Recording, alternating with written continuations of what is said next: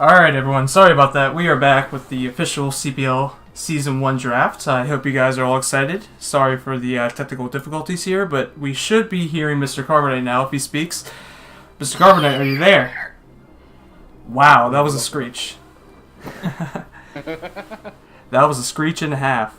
So hopefully he didn't blow up anyone's eardrums for the headphone users out there. I hope I did.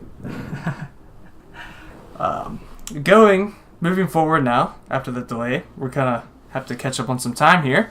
Let's talk about some of the rules. It's a basic draft format here. We have 12 rounds. We're going to steal the WBE's attempt to draft Z crystals. It makes the league a little more fair and, a little bit easier for us on prep.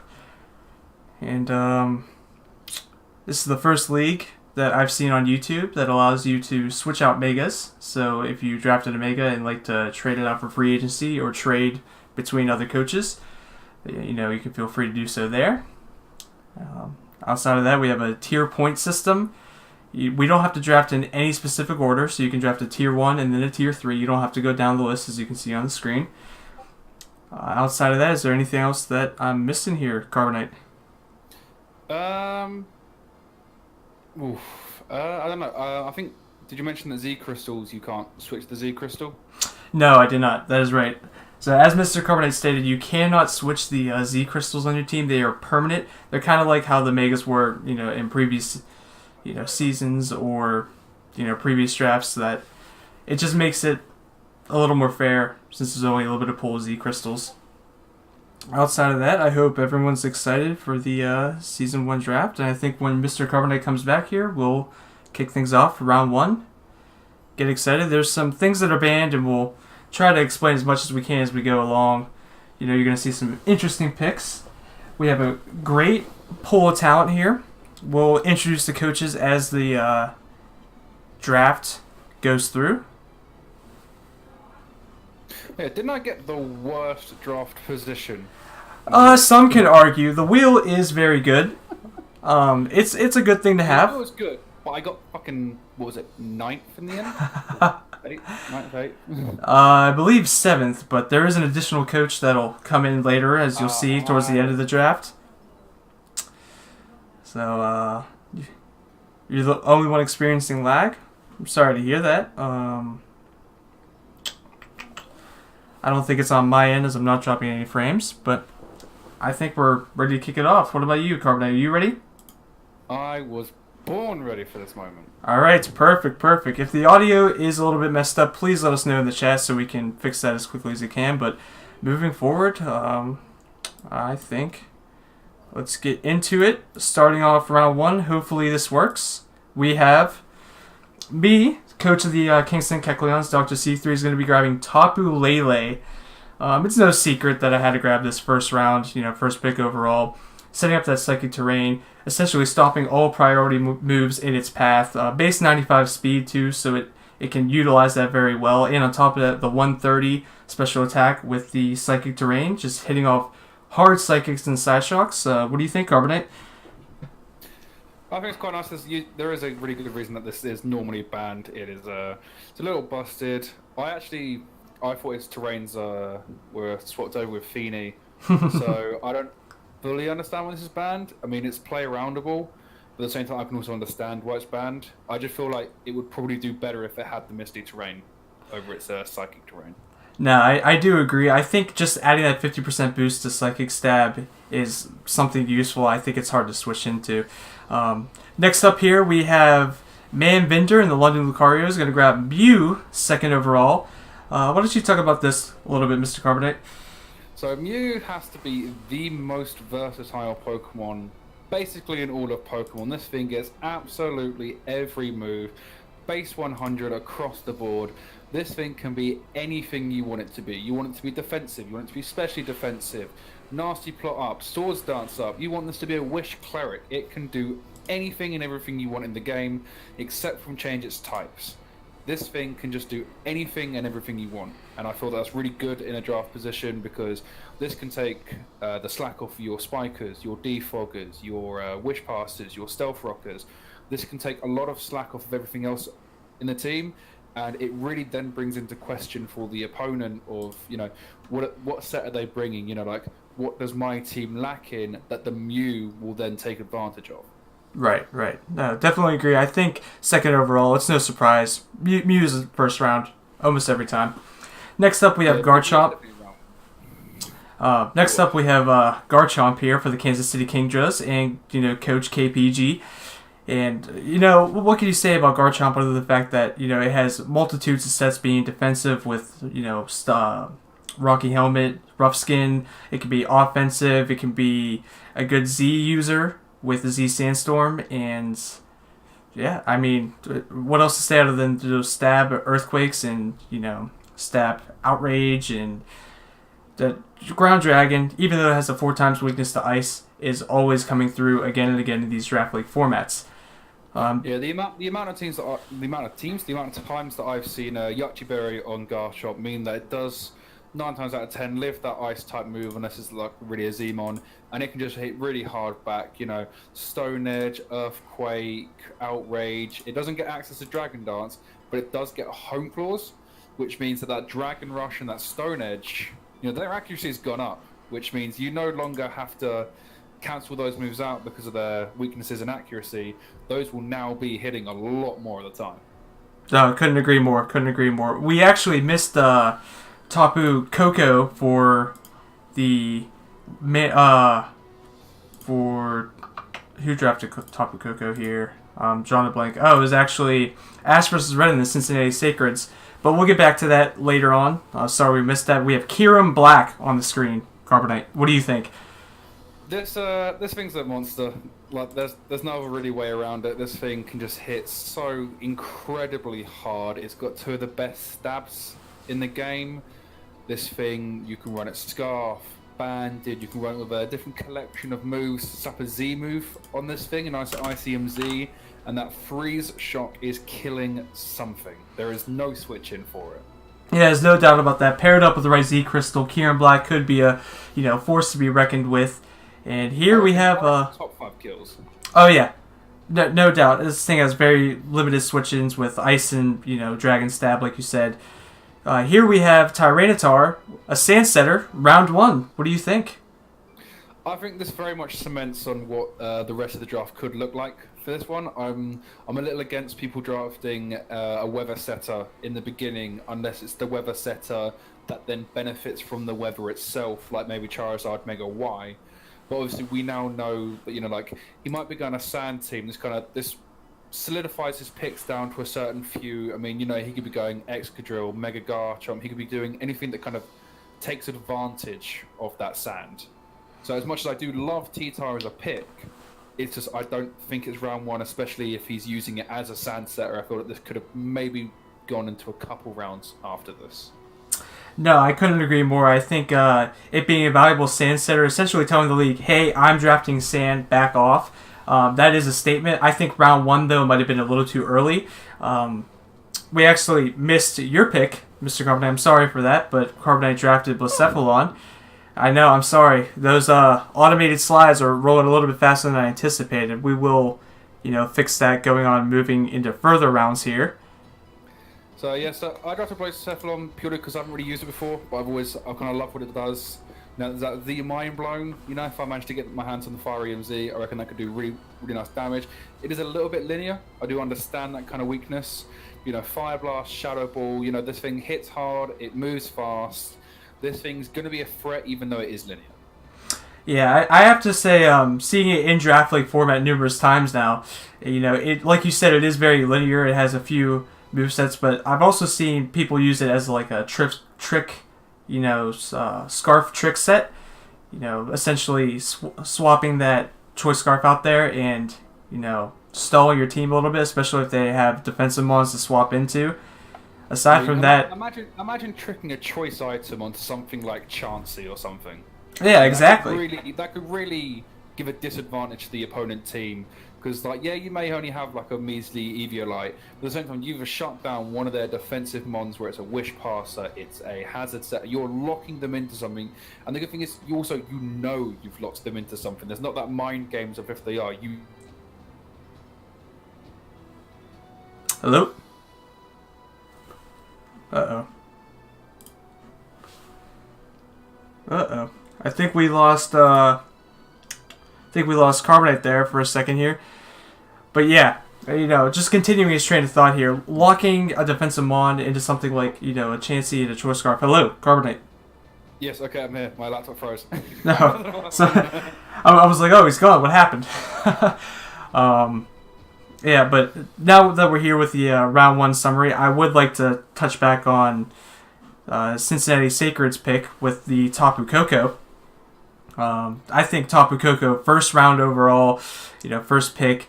It's really one of those mons that you can mold a team around, and that base speed of 130 is sort of unmatched in the Draft League format. Yeah, this thing gets both switch initiatives with U-turn and Volt Switch.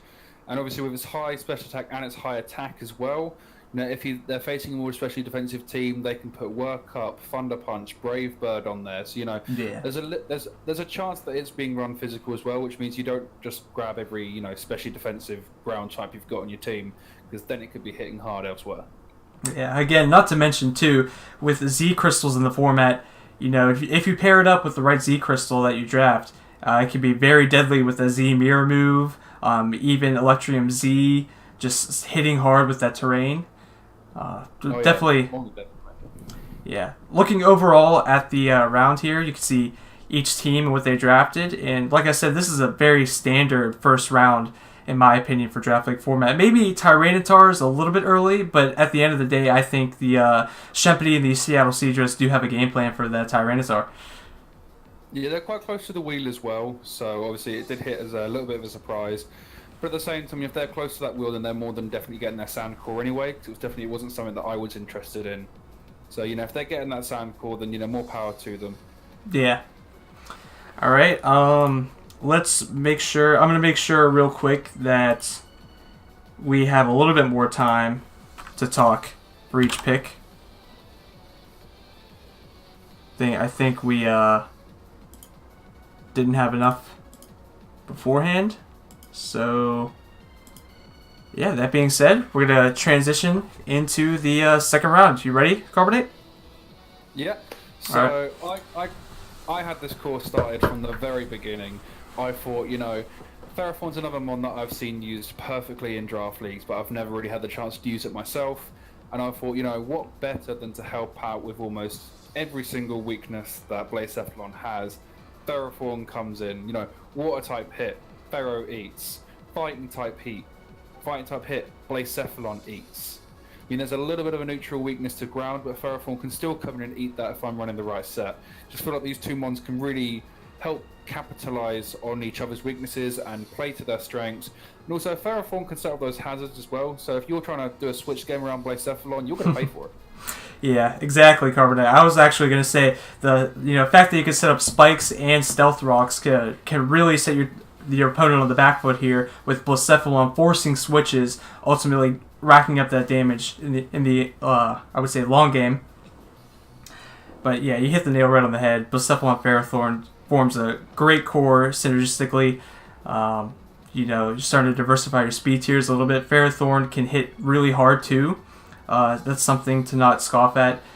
I think it has a base, let's see here.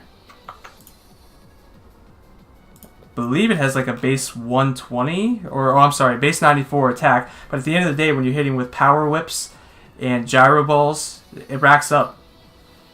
Yeah, gyro ball is definitely the niche here, because I basically no longer be probably running at minimal speed every single week, because obviously you're not bringing Ferrothorn to outspeed some things unless it's a very slow fire type like Torkoal or something, and even then you're probably not going to be leaving it in anyway. So that gyro ball is going to be hitting really hard.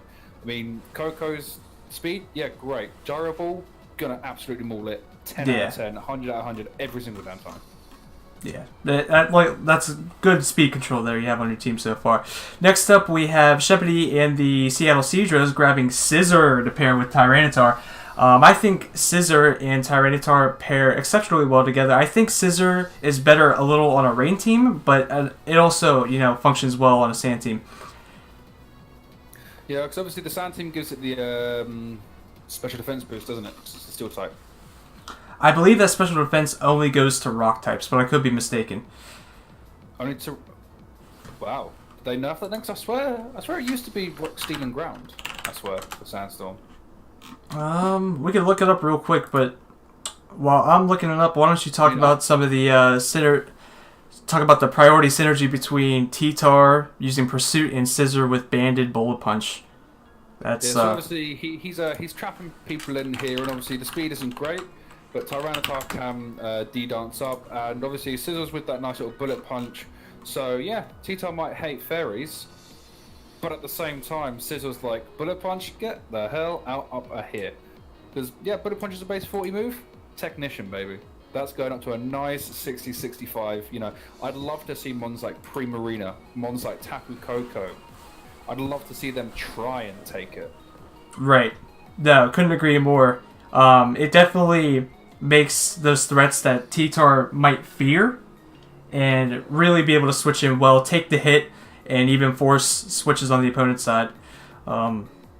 I just looked it up, by the way. Sand only affects 50% for special defense of rock types, not steel types as well. Damn. So something to note there. But next up, we have a very powerful core here forming. Kieran Black and Celesteela. Who let them Polygons draft this? Like, what kind of core is this? I'm scared. Hold me. I wish I could, but unfortunately. I can't believe Steeler went round 2. I generally thought that was round 1. No, Celesteela, you typically do see it because there's so little teams in this format. You know, a lot of value was shifted into the later rounds, but regardless, Celesteela typically goes first overall in most leagues, and to have it paired with Kieran Black, something that can abuse those sticky webs, or I'm sorry, something that can abuse, you know, those steel types that Kieran Black might struggle with, and just keep him in there. You can Leech Seed, not to mention that you have a Moxie customized to every single stat. It's just overall a better Skarmory. Yeah, it has got similar, but obviously, you know, this thing can be run weakness policy, it can autotomize up, Leech Seed, Air Slash, Earthquake, Flame Charge to increase that speed if you want to hit as well as increase. There's quite a nice niche there. No, couldn't agree more. And perfect transition for once. We have Ash versus Red in the Cincinnati Sacreds grabbing Infernape to pair with Tapu Koko. And I have to say, this is a very powerful turning core and great speed tiers. I believe Infernape being at, 107, 108? Something around there? Yeah, I feel like it's only around there. I mean, me personally, I love Infernape. It's got a very special place in my heart. And I don't just love it because of its design and the way that it was used in the anime. It's got a really good attack. It's got really good special attack. It can be run EVA each week. And it's got priority in both of those avenues as well, with Muck Punch and Vacuum Wave. So even if you are bringing a Scarfmon or something, or maybe even like a T-Tar to try and wall out the Infernape, you are still taking a hard hit. Yeah, the versatility is essentially unmatched. Aside from maybe Lucario in having priority, you know, it's not something to scoff at. You look at its attack and special attack and think 104, I can take that. But at the end of the day, when you're hitting Iron Fist vacuum wave punches, like it's gonna put some holes into some teams, and especially with Tapu Koko volt switching or volt U-turning around, getting good pivots in there. I think that the two synergize well. You know, they don't really cover their weaknesses. Yeah, there's a ground type weakness there as well. Yeah. I feel like one of the things that Infernape doesn't get enough love for is, I believe, now do correct me if I'm wrong, I believe this thing gets Nasty Plot. I am not too sure about that. We can look real quick while our next pick rolls up. Sylveon to pair with Garchomp. The makings of a, you know, Fairy Dragon Steel Core coming in for KPG in the Kingdras. Yeah, so Sylveon's a nice mon. It's gone down a little bit with the nerf of the Pixelate, but it's still a really nice mon to have. Quite nice wall as well. It's quite a dangerous mon to be dealing with, more than definitely. Yes, and just to reiterate about the last pick, it does in fact get Nasty Plot. I've never seen a Nasty Plot set. But I knew it. It's one of the things that really gets forgotten, but it can really just do a colossal bit of work. Because you think, oh yeah, like a priority might be coming in. I'm a switch, get nice neutral damage off, and then bang, nasty plot. You've now got an entirely new issue on your hands.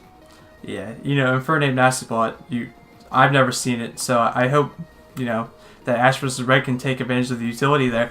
But Sylveon, I've used Sylveon in many leagues now, and I have to say it is one of my favorite fairy-type Pokemon. You typically see it in a defensive role, but if you prep for it to be defensive and it brings a choice spec set and it just runs through your team and you sit there shaking your head as to why didn't I think that it could be an offensive Pokemon. Yeah, the thing gets a nice setup with Carmine, but also one of the important things to note is that this is one of the mons that you can't just go, I'll put a substitute up, sponge that like 23-24% hit, right? So, get that substitute up and I won't take any damage, because this thing can hyper voice. And hyper voice, it's a sound-based move, so that's going straight through your substitute. So you've taken 25% off your health, and then you're taking the other 24%. So you've just lost half your health in one move, and you didn't even deal any damage that turn. Yeah, exactly. It's one of those things where versatility comes in key with these early picks. Next up, we have London Lucario's Manbinder grabbing Mega Aggron to pair with Mew. That is because obviously we recently said obviously with the Mew that it takes the pressure off of some other mons with Stealth Rock and stuff. Right. And obviously now this thing's not logged with that Stealth Rock on itself. This can run more definite things like Fire Punch, Heavy Slam, Earthquake, Rock Slide. This thing has now a freer moveset to use. Yeah, not to mention one of the highest base stat, one of the highest base stat defensive totals in the game. Really takes that defensive role off of Mew, let it be able to be offensive and run more of its niche sets, while Aggron comes in, takes hits, that filter ability, reducing the damage of ground attacks and fighting attacks, and really just sitting there. And it doesn't have reliable recovery, which is something that it hinders, but I think with Manbinder here, if you compare it up with the right Pokemon, it'd be a devastating force to take out. Well, I reckon max HP Mew, Wish Passing, will probably still give back Aggron a good 35-40%. Right. What's quite nice about this pairing is that obviously fighting, one of its, I think, only two free weaknesses, one of its, yeah, oh my god, one of its free weaknesses, it's already got that filter, but one of its free weaknesses is neutralized with Mew completely. No, I couldn't agree more. I like everything that you've said here so far, Carbonite. Next up, I decided to grab Excadrill to go with Tapu Lele. Looking at my team, I figured that, one, with Tyranitar on the board, I need to grab Excadrill now or it was going to be taken later.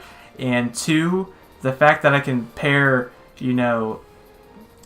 good reliable hazard setting and a solid defensive steel type and could be potentially very offensive if paired up with the right Pokemon to match with Tapu Lele. As you'll see going through my draft plan, essentially I wanted to make sure that Tapu Lele is the biggest threat on my team and just have support. And I think Excadrill has a lot of those roles, whether it be with Mold Breaker or it can be with the Sand Rush. I think that Excadrill can really come in, poke some holes, or either take some hits and provide solid support in the fact with Stealth Rocks and Rapid Spin for Tapu Lele. Yeah, definitely. It's starting to make that really nice Fairy Dragon Steel core that you get. But a lot of people kind of, when they see Excadrill, they kind of associate it with sand, and they don't really remember that it is a great standout Pokemon as well. That thing Life Orb can do really well, Swords Dance. This thing can still do damage without the sand on itself. The sand definitely helps, right? But Excadrill is still a great standout mon on its own. Yeah, and you see as most of the round 2 picks are going to come through here shortly, that all of them typically in other leagues are, round 1 picks. Here, as we can see, perfect timing here. Celesteela, Sylveon even, Excadrill, Scizor, Infernape, all of those typically you see in most leagues as round 1 picks just due to their versatility alone. Great typing. I can't believe you said every mon but mine. You reeled off every single Pokemon but my pick. Well, I have to say, Ferrothorn, I'm not saying round 2 Ferrothorn is a fantastic pickup, but I'm saying, for the other teams that to see those mons fall in a round 2 position, I just wanted to throw that out there. But trust me, I'm not knocking on your Ferrothorn. In fact, I think Ferrothorn was one of the better picks in this round, solely complementing that Blacephalon. The synergy, like you were mentioning, is truly unmatched, and you see with other teams that Sylveon Garchomp, Celesteal, Kieran Black. Oh my god. I can't wait to see what he drafts up in later rounds, obviously, because that core right now, like, I'm scrambling to think of what can I pick up to break that core. It's devastating. Devastating. Yeah, that was definitely my mindset definitely for the second half of the draft, maybe a little bit earlier. I kind of started looking at people's drafts and thinking like, right, that's scary as hell. That's scary as hell. Right, I'm gonna need this and this. Yeah. Again, too, I keep bringing up the fact that we only have 7 coaches as of right now in this draft. It changes up the strategy as to what you want to pick. Sometimes you want to grab things that synergize well with your mons, but if you're only facing 6 other teams in the league, is it more beneficial to grab Pokemon that do better against just overall like 4 coaches? Things you have to think about when you're drafting. Okay, I just noticed this, but 5 out of the 7 picks this round were steel types. Yeah. Almost every pick was a steel type. Yeah, I didn't even realize that until you said it. That's it's very interesting. And in fact, everyone except for the Tapu Koko and Fernape played onto a core. It complemented the first round pick with the second round. I think that's pretty cool. Yeah, that is pretty nifty. All right, are you ready to jump into round 3 here? Oh my god, I'm so ready. All right, let me just make sure we have enough time to talk about the picks, as I thought that was the perfect amount last round. All right. So going into it, I decided to grab up Araquanid in Tier 2. Now, I've got to admit, Araquanid in Tier 2, it may be valued a little bit high. Most of the time, you do see it in Tier 3. Tier 3, but I thought that I needed something to, start building off a Firewater Grass Core, and to top it off, Sticky Webs. Like I said, I wanted to support Tapu Lele with as much as I could, and I thought that Araquanid, now with, Sticky Webs and with that Water Bubble ability, reducing Fire type attacks, boosting its own Water type attacks, and it doesn't really have the best stats, but paired with that Water Bubble and using water moves only, this can be a very hard-hitting threat with liquidation choice-banded liquidations, excuse me. Well, it also does get another little niche that I don't think gets enough love. I mean, it's not great, but at the same time, it can be great in certain situations. It's the move Lunge. That thing, I think, it's got base 80 power for a nice bug-type move, and it lowers the opponent's attack stat. Yeah, I have to. It's a really nice thing. So if Sizzle comes in or Aggron comes in, you're hitting them with that lunge, and now they've got to change up their plan a little bit. They were coming in here and possibly planning on just walling you out, and making you switch. Now you force them into a situation that they might need to switch out again. Right. No, exactly. Lunge is one of those moves too. You typically would see on Pokemon like Araquanid and things like Buzzwole, but it is a niche set. And I'm just excited to use Araquanid. I've never used it before, and I think that complemented with Tapu Lele, it could do some serious damage. But next up, Manbinder in the London Lucarias. First off, how did this thing fall into round 3?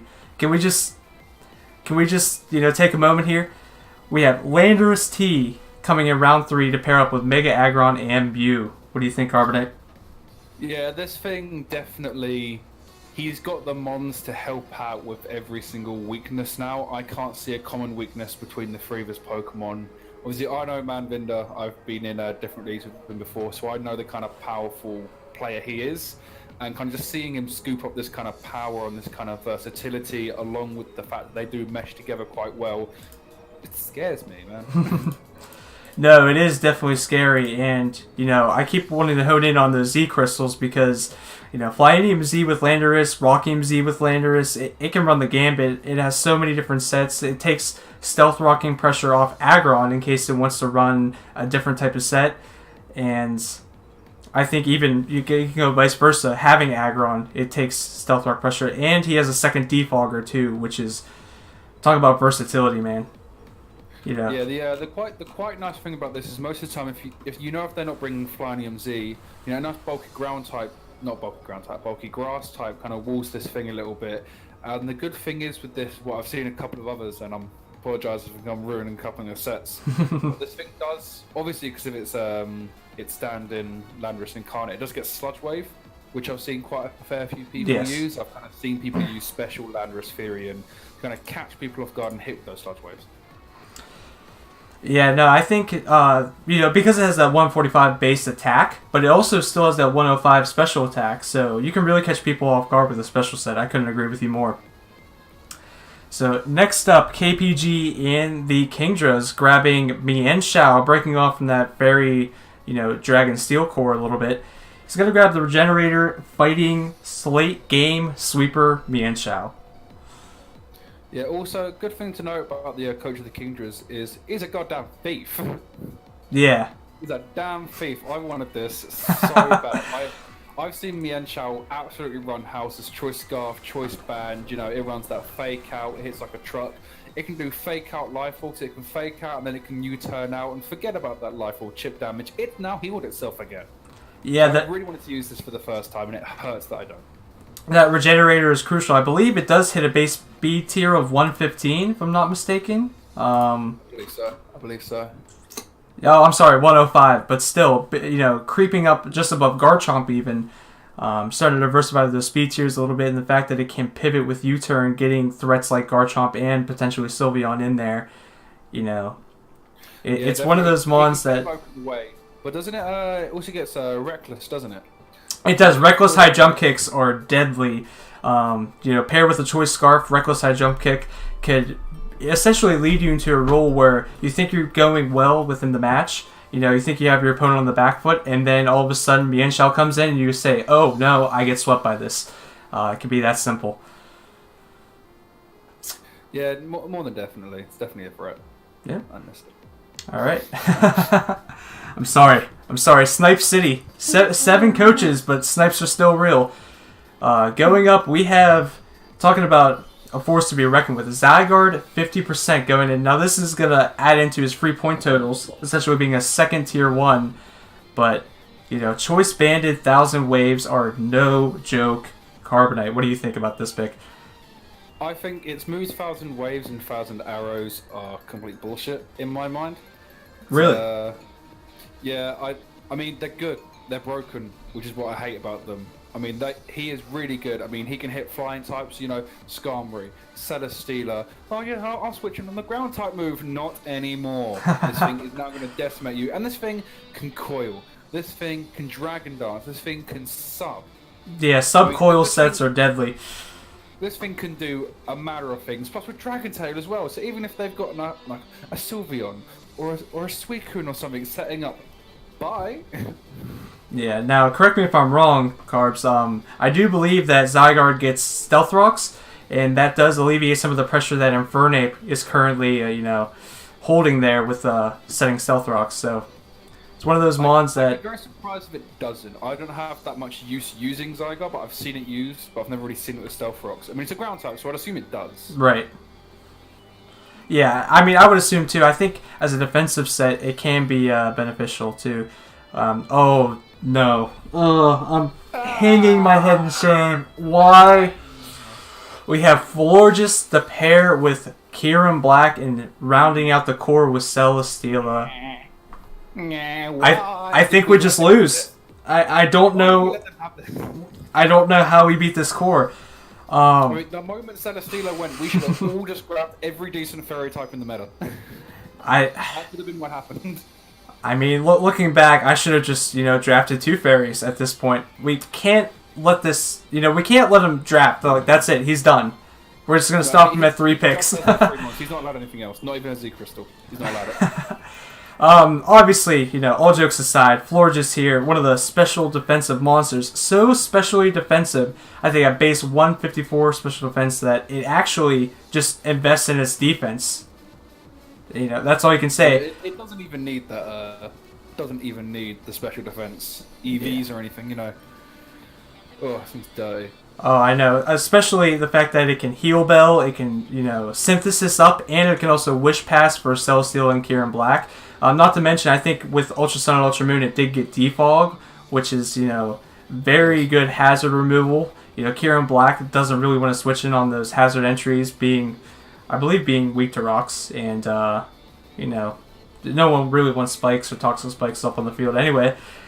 I have to say, using Florges though, it is one of my favorites. Erica, near and dear to my heart. I have to say it does have sort of a move, like a 4-move slot syndrome, but those move blasts too. Before we move on to the pre-marine, it does also get aromatherapy as well, so it can obviously, your team's been toxic, your team's been will-o-wisp, paralyzed. No. Get rid of all of them in one swift move.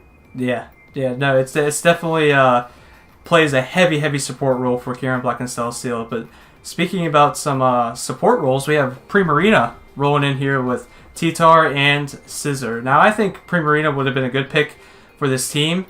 It's starting to build out his Fairy Dragon Steel core a little better, and also, honing in on that Water, Fire, Grass core. And I think Sorry, go on. Oh, no. I'm sorry. Continue. So this mon pairs really nice with Sizzle because Fire types hits, Primarina eats them. Poison Steel type hits, Sizzle eats them. I mean, Electric type moves, Tyranitar eats them. I mean, what are you doing against this thing? Yeah, not to mention that Choice Specs Primarina is no joke. Is hindered by lack of recovery itself, but I think paired with Tyranitar and Scissor, it's one of those mons that it's just gonna kind of sit there. It's gonna chip at some teams, and it's typing. It can take hits too. It's the lesser of Top Infinity, of course, but at tier 3, I think it's one of those value picks that it should be picked up in every draft league. If it's not, this then was tier 3. Hold right. on, what? Yeah. Why would you do that? I don't know. It was there, and he took advantage of it. That's why the draft league format is the best. You're rounding out what you can essentially get with what you're limited to with these tiers. But you're up. Right, so as my baby Mianshao got taken, I saw there was a Tapu on the field, and I thought, Excadrill is not the only mon who can stand out without his cliched use anymore. I don't need any terrains to help this boy out. I'm going back to basics. Gen 6 Horlucha, come at me with that Power Herb Sky attack. What comes in? This thing is great. I love it shiny as well, which obviously is being broadcasted right now. But this thing, Poison Jab, Stone Edge, this thing gets a nice little variety of moves. It's still a little bit linear, just a touch. But at the same time, it's one of those, it's linear mons that doesn't really have a switch in if you got the right moveset. Yeah, I was actually just informed from someone in the chat that Zygarde doesn't actually get rocks, which is a bummer. But still, honing in on Hawlucha, I think it was a great pickup on your end. Knowing that 2 coaches do have terrains, if you do want to decide to bring the Electric Seeds or the Psychic Seeds, you can take advantage of that. And I have to say, it was, I didn't mention it, but it was a snipe on me. You did. I was thinking about Hawlucha. I thought, the team with Tapu Koko, I believe it was... Ash versus Red is the Tapu Koko? Yeah. So I thought that they would take Hawlucha, and then I saw it didn't get taken, and I'm like, well, I might still have a fighting chance, and here it was. He took it. Great synergy, though, with Blacephalon and, Ferrothorn. I think Hawlucha Ferrothorn is uber's disgusting, and like you said with the Stone Edge set, I've used this thing to counter with, Psychic Seed, boosting up the special defense, and even taking out Zapdos with a Stone Edge. Like, what? A fighting type taking out a flying type? Please explain this one to me. A fighting flying taking out an electric type, like, what? Yeah. But so obviously there's a few of my league guys in here, and they're probably not used to me drafting a decent draft, but I gave this one about a week's thought and building. So I think this is probably like the league that I've built, spent the most time building the draft for itself. So they're probably quite surprised that it's a half decent draft. Yeah, as the tiers for this draft were released a week in advance, so that way it gave coaches to prep and also making sure that they had, extra mons in case they got sniped. And we've already seen it now with 3 or 4 snipes in 3 rounds. It's incredible. But looking at the round 3 summary here, what do you think is the best pick in round 3? It's definitely got to be a toss-up between Lando and Zygarde, I feel like. I mean, Florges is a great mon that rounds that bit out, but as it's a standalone mon, which is what I'm going to look at this for the draft round review, I feel like Lando T and Zygarde can just carry themselves so much better as a standalone. No, I couldn't agree with you more. I think Landorus T and even Zygarde, like Lando T in round 3, it has so much versatility, and with that Intimidate pressure, ultimately, making Aggron even bulkier than it already is, and Bew bulkier than it already is, and I don't know. I think, yeah, Landorus T in the 3rd round, you can't beat that. But looking over at some of the other ones too, Florges with Kieran Black and Celesteal, I can't harp on how disgusting that core is. I want to slightly throw up just thinking about it. And even things like Mian Shao with Tapu Koko and Infernape. That's oh wait, I'm sorry. Mian Shao isn't with Tapu Koko and Infernape. Mian Shao is with trying to remember what Mian Shao's with. Yeah, Tyranitar. No, that was Primarina. Sylveon and Garchomp, yes. Yeah, that pivoting momentum, getting Garchomp and Sylveon in there for free. I think that a solid fighting type is something that, really, really could clear the way for Sylveon to sweep. Yeah, definitely. I feel like this round was the round that everyone who drafted a mon, they drafted something very complimentary to this team. There's no sore thumb in this round. Everyone grabbed something that complements their team really nicely. Yeah, I couldn't agree with you more. You ready for round 4? I am born ready. I've already said that. Damn it. It's all right. We got 12 rounds here to go, so we're going to be repeating ourselves quite often. Let me just make sure get enough time to talk about these picks. As round 4 was one of those rounds that really solidified some of these cores here. So you're up next. Talk about your Azelf pick here. So did someone say that I was a little bit psychic weak? Obviously with Blacephalon and Hawlucha out there.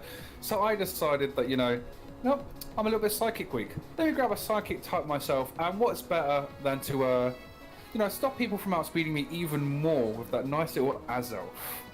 This thing's really nice, Nasty Plot, Fire Blast, Dazzling Gleam, Psychic, Energy Ball. This thing gets a nice diverse moveset. It's got Levitate as well, which means those ground type hits you want to throw at my Pharaoh, my Blacephalon, dodged, my friend. Dodged, the finest of ways. Yeah, it's no secret. Azelf in Tier 2, just one of those psychic types that can hit really hard, can sweep with Nasty Plot. Pair with Blacephalon and Hawlucha, you have a devastating offensive core, and the speed tiers are sort of unmatched. Azelf with 115, Hawlucha with 118, potentially with that Unburden boost, doubling its speed. Blacephalon with 107. This is a fast team, and you have Ferrothorn to sit there and take hits. Like, looking at it, round 4 right now, like, you were one of the opponents that I am very, very threatened to face. That's for sure. The way I like it. It's like, what outspeeds you? Nothing. Because the great thing with my team is because it's so fast, it very much, I can then look at people's opponents' prep and go, right, that's going to need to be Choice Scarf. That's going to need to be Choice Scarf. Which then it limits your items and allows me to play around those even more. Right. One thing I think we both forgot to mention, I don't know if you said it, I was kind of distracted there, but Azelf also gets that Levitate ability, making it immune to those ground type attacks that, Ferrothorn doesn't necessarily want to take. I know it's neutral, but it still doesn't want to take them. And of course, Blacephalon definitely doesn't want to take them. Yeah, I mentioned that. Yeah, about that. Okay, alright.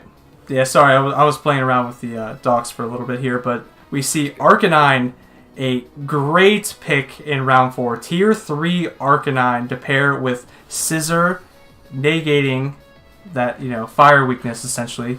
Coming in. He didn't already have enough that could switch into the fire type. He can have them just cancelled out the hit altogether. Yeah, that makes sense. Man. He's going to run house with his team now.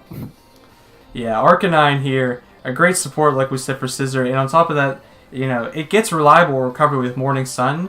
I know that the Sand will probably hinder that a little bit, but at the end of the day, Intimidate pressure, you know, It can it gets... will-o-wisp as well, which is really nice. Yeah, it gets will-o-wisp, it gets extreme speed, more priority on this team. If not, pursuit and bullet punch wasn't enough. We have banded extreme speed from an Arcanine. That's something people don't want to take. They really don't want to take that.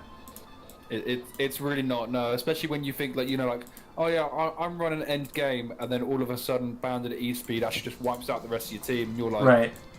Damn. Yeah, no, it's definitely one of those Mons too. It gets kind of thrown into a defensive role, but I think with the right coach, and I've known Shempany and the Seattle Sieges for a very long time now. I know he'll utilize every set it has to offer. Oh, more than definitely. Next up, we're starting to see a new core forming, the Firewater Grass cores, as we also love, with Tentacle here, a Tier 3 Rapid Spinner.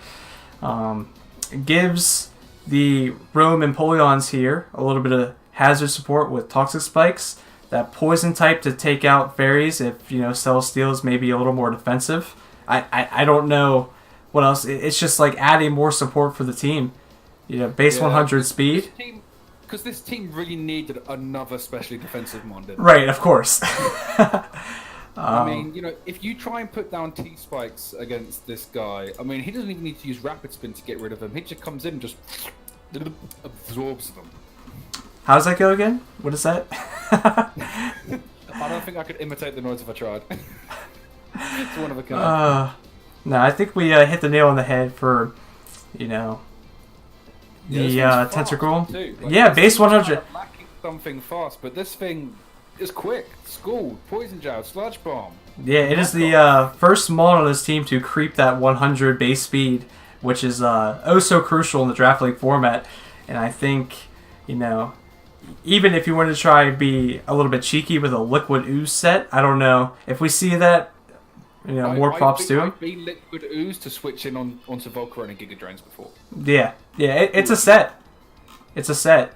Speaking of another water type going in this round, we have Mega Blastoise and yet another Rapid Spinner, I should say. To pair up. Is this the first Mega that's been drafted? No, Mega Aggron was drafted in round 2, but still, So far. Yes, both very bulky Megas. Blastoise coming in with that Mega Launcher ability, hitting those, what is it, Aura Spheres and... Aura Spheres, Dark Pulses. Dark Pulse, yeah. All the Pulse moves. With the Mega Launcher, Mega Launcher, Water Pulse actually hits harder than Scald. So, Right. And with a chance to confuse as well, it could be pivotal at times. Yeah, couldn't even brought that up myself. I think the fact that it's one of those mons that lacks like reliable recovery as a Mega, it has enough bulk to stay there, which is nice. But at the end of the day, those Rapid Spin support for things like, Infernape to come in and for Tapu Koko to come in, for them to be able to switch in and out and know that I have a Rapid Spinner in the back, such as Mega Blastoise that can come in. I think it's great synergy. Finally starting to round out that, or close to rounding out that Firewater Grass core.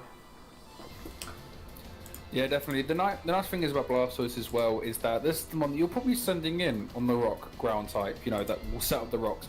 So you're sending this in, you're making people, they're doing a double take about setting up the rocks now.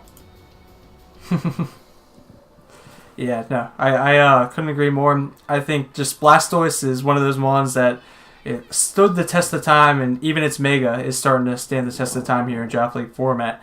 But speaking of pivoting momentum, we have Tornadus T, a Tier 1 big bird coming through for KPG in the Kingdras.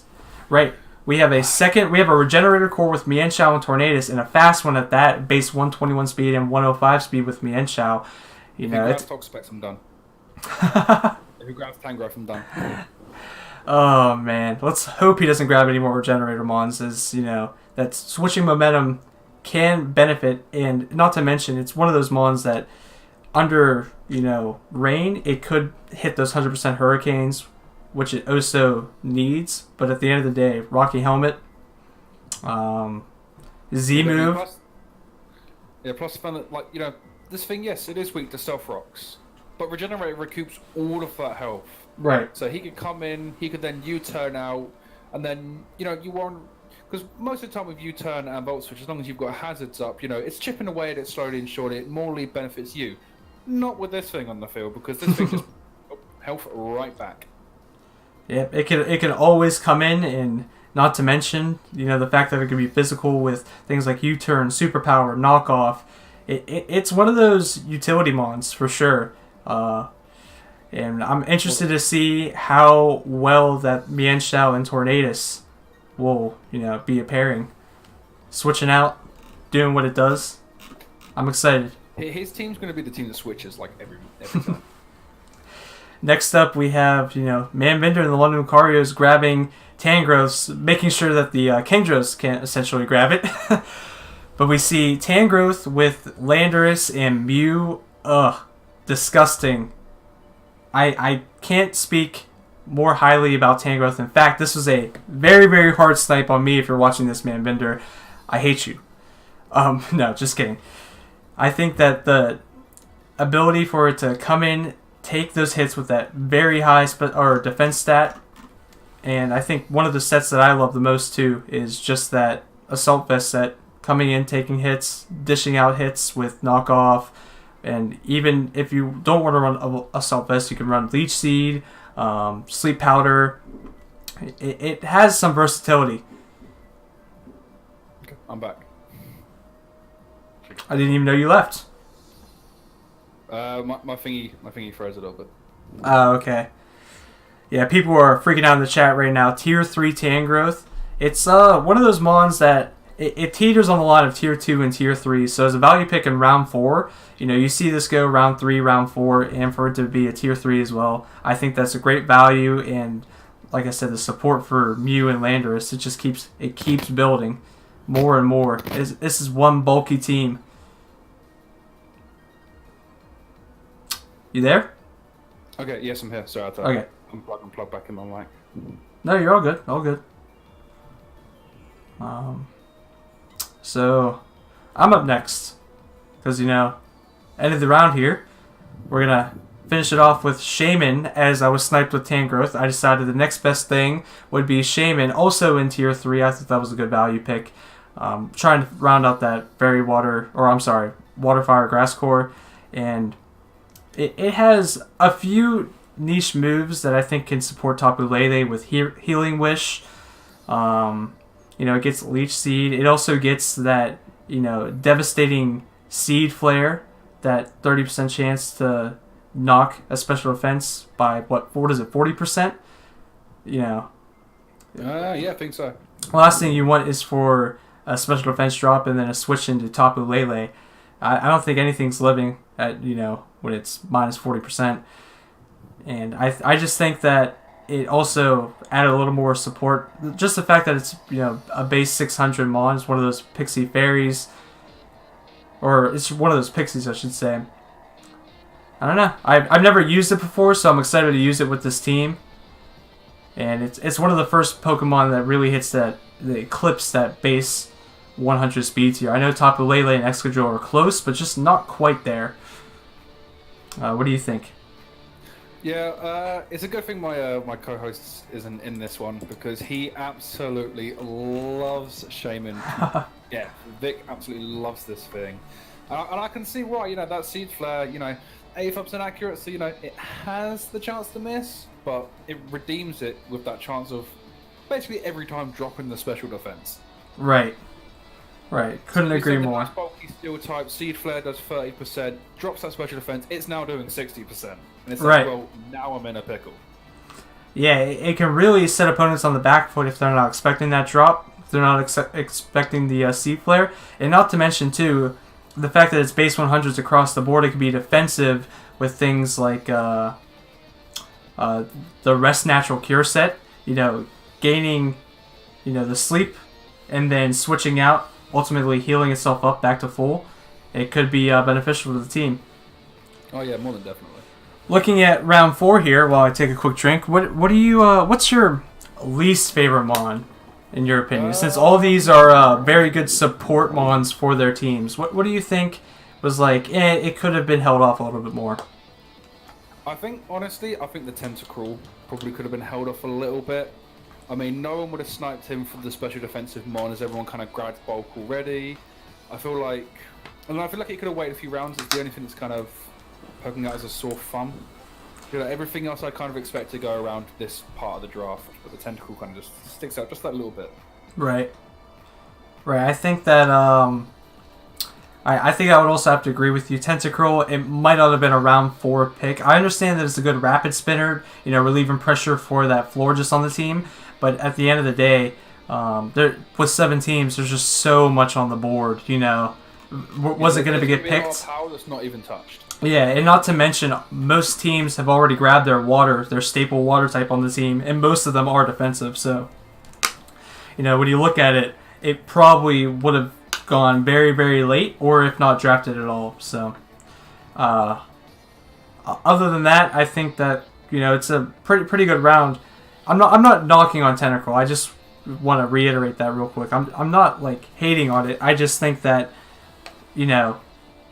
if you have to pair it up 1v1 with the rest of these Pokemon, I think that it is the weaker link of this tier. Yeah, I couldn't agree more. Alright, with that said, let's quickly jump into rounds 5 here. Let me do the thing, transition over. Do the thing. Do the damn thing. And here we are. I did it. I did the thing. I grabbed Alola Muck in Tier 2. Now, I want to emphasize, going into this, I actually thought he was Tier 3, so as soon as I, thrown in my pick, I thought, oh, what have I done? But at the end of the day, I do like Alola Muck. That dark poison type, it holds a crown when it comes to knockoff. It's one of the best knockoff users in the format and in BGC too. I know, no one here probably cares about BGC whatsoever, but at the end of the day, I think it's one of those mons that can really support Tapu Lele. If things want to try and abuse its own psychic terrain coming in, it's like, no, Muck's going to come in and it's going to sponge it with the dark type. Can set up, I believe it can set up, poison. Oh no, it can't set up toxic spikes. It's got access to Curse, which is quite nice, and its only weakness, Ground, you've complemented really nicely for with Araquanid and Shaman. Yeah, I have to agree. Sharing a ground weakness with Excadrill isn't, so desired, but that was a good look. I didn't even think about that myself. I'm a little bit distracted, I think that its Poison Touch ability, poisoning other Pokemon trying to attack it, and with those Mega Berries with Gluttony, it can really sit on the field for a long time. Yeah, Figgy Berry Recycle with Gluttony, Curse, and then just Knock Off and Poison Jab. It's just disgusting. Yeah, that's all you really need. And it doesn't really have the best stats, but overall it's one of those mons that, proves itself time and time in this format. Speaking of proving itself time and time in format, I would like to just throw out a disclaimer. This is Torrent only Greninja. There's no Protean and no Battle Bond allowed. But at the end of the day, we thought that throwing Torrent Greninja in Tier 3 would be a viable thing. What do you think about Greninja here? I think even without Protein and Battle Bonds, it's still a great mon. It's really nice and quick, which is honestly it was the speed that it was kind of lacking. I mean, obviously Land OT is good. I think like base 100, 105.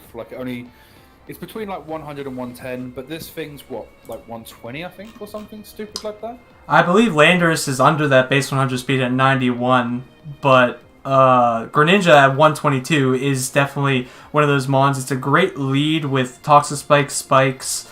It can really just, set up those hazards. It can come in, and though it doesn't have the Protean, it still has a 103 attack and that wide move coverage that we see, in Smogon format and in Draft League format. It can really run some sets paired up with virtually any Z Crystal it can abuse. Yeah, you hear about move pools. This guy has a move Ocean. Right. That's just how much he gets. He's got a move Ocean. So, you really don't know what coverage move is coming at you, especially considering he's got Mew as well. Yes. You could be hit with any kind of type of move at any moment with this kind of draft, and that can be really scary. No, I think Greninja, I really wanted to get Greninja as a fast water type complementing my bulky water type, but it wasn't going to make it. I knew it wasn't, and at tier 3, it was a great value. Next up, we have the third Mega to go in round 5 here. Mega Gyarados. Speaking of hard-hitting water dark types, I wonder if you wanted Greninja, actually.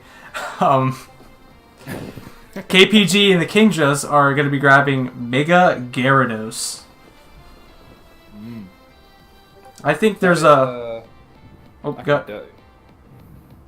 It can be very dirty. I think the very utility of itself being that Mega Gyarados, prior to Mega Evolution, gets that Intimidate, and it can come in, it can really, set physical attackers on a back foot there, coming in, lowering its attack, and then setting up with Dragon Dance. Those crunches, those waterfalls, chances to flinch, it gets Rock Slide, it gets Bounce. I don't know if you use it Mega, but it gets it. And yeah, okay, I might be thinking of the wrong Pokemon here, but doesn't this thing get Moxie as well? It does, but it wouldn't be able to abuse it because it has the Mega on the first turn in this league. I see, yes. So yes, it does. It does. It can be a Moxie Sweeper if it was a regular Gyarados, but in the instance of Mega Gyarados, it's not getting that. I believe, what is Mega Gyarados' ability? Is it? It's Mold Breaker. It's Mold Breaker. Oh, yes, Mold Breaker. I forgot about that, too. A really nice ability. The only thing that I kind of don't like with Mega Gyarados is that its Mega gives more weaknesses. I'm sorry, that caught me off guard. Someone followed to the channel. My sub alerts are still up. Let's see if I can mute that real quick.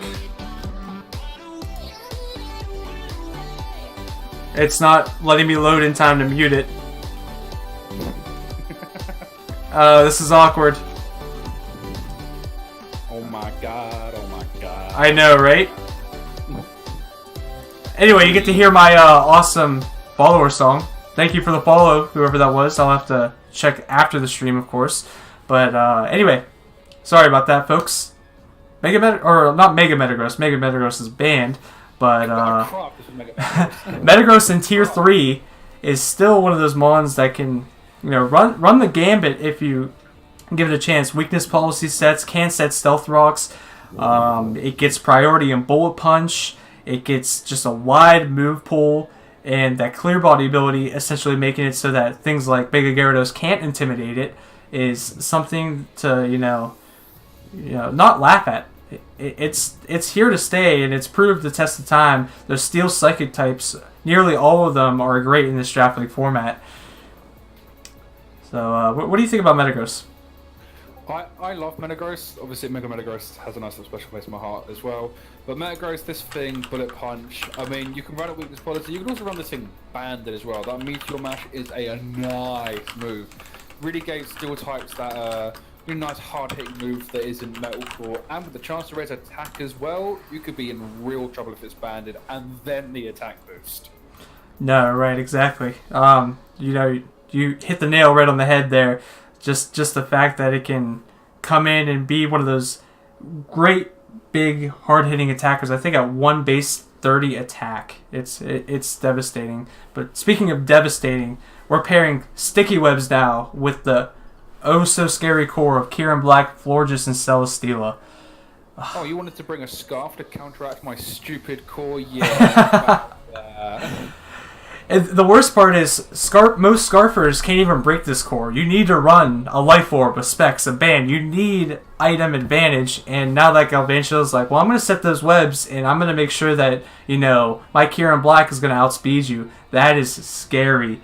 And even looking further, it does kind of shed light as to why he wanted a Rapid Spinner on his team instead of, Florges only defogging. So that Tentacle pick, it's shedding light on it a little bit, and with Galvantula at base 108 speed. More sense. Yes, I couldn't agree more. Any other things you'd like to talk about Galvantula? Maybe it's Compound Eyes. Oh yeah, definitely Compound Eyes. Thunders, no missing, no more. Right, I think some flying types.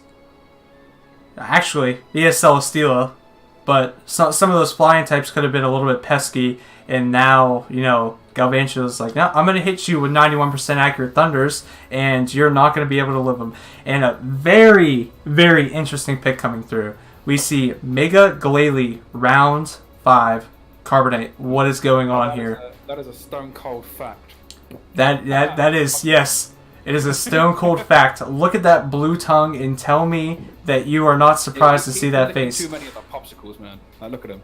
Oh, like, he's man. Way too many of the popsicles. He's the ice unicorn.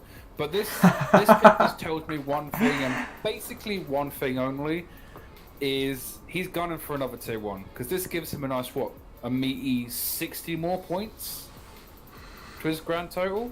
I believe all Omegas are 100 except for a few of them. So you're still adding 100 to that base point total.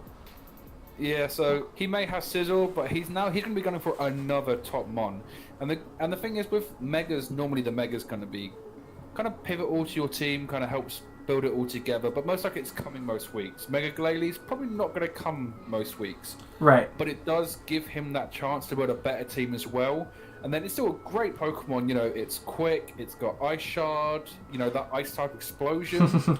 Yeah, talk about more priority here. And I like that you mentioned that it is quick. It is the first Pokemon, as of right now, that eclipses his team at base 100 speed. So, you're talking about some fast attacks coming from this Glalie. And not to mention, Refrigerate Explosion. Is there much more you have to say about that? No, I think we've covered everything with it. Obviously, you don't really see it used that often. No, definitely. And I would just like to note, as we didn't before, Megas have their own separate tierings. So some points, some Megas, depending on what you draft, will end up giving you more or less points to your free point total. We can't really display that to you guys now, but just note that because he grabbed Glalie, he is adding more points to his team, potentially grabbing something more devastating for his free point total. But you're up, Jolteon. Take it away. So who needs more speed? Not you. Right here. So yeah, I grabbed. So this is the point where I jigged up my draft a little bit, because I looked at my draft plan and I thought, oh, I don't have an electric type. Let's see what we got. And obviously Galvantula kind of caught my eye. Boom. Then Galvantula gone. And I was like, right, okay. So that smacks away webs for a little bit, but and then I scrolled down just a little bit, just a little bit, and I saw Jolteon, and I was like, okay, my boy, this is Volt Switch Initiative, this is Shadow Balls, Hidden Power Ices, this is a quick mon. And I thought, this is going to be really well for the team. Obviously, at the moment, ground type is a little bit of an issue, but Hidden Power Ices as well, and it outspeeds stuff like Lando T, and, it outspeeds, what's the mon? Zygarde 50% as well. So, you can try and switch those ones in, but HP Ice, out. Yeah, no, it's going to be interesting to see how Jolteon fares with this team being base 130. That's your fastest Mon on top of an already incredibly fast team, and it's one of those that stands the test of time. And not to mention, if you have Zygarde switching in and you don't want to really run that Volt Switch, you do have Baton Pass. It is an evolution, So having that sort of extra option to pivot just makes your team a little more deadly than it already was once before.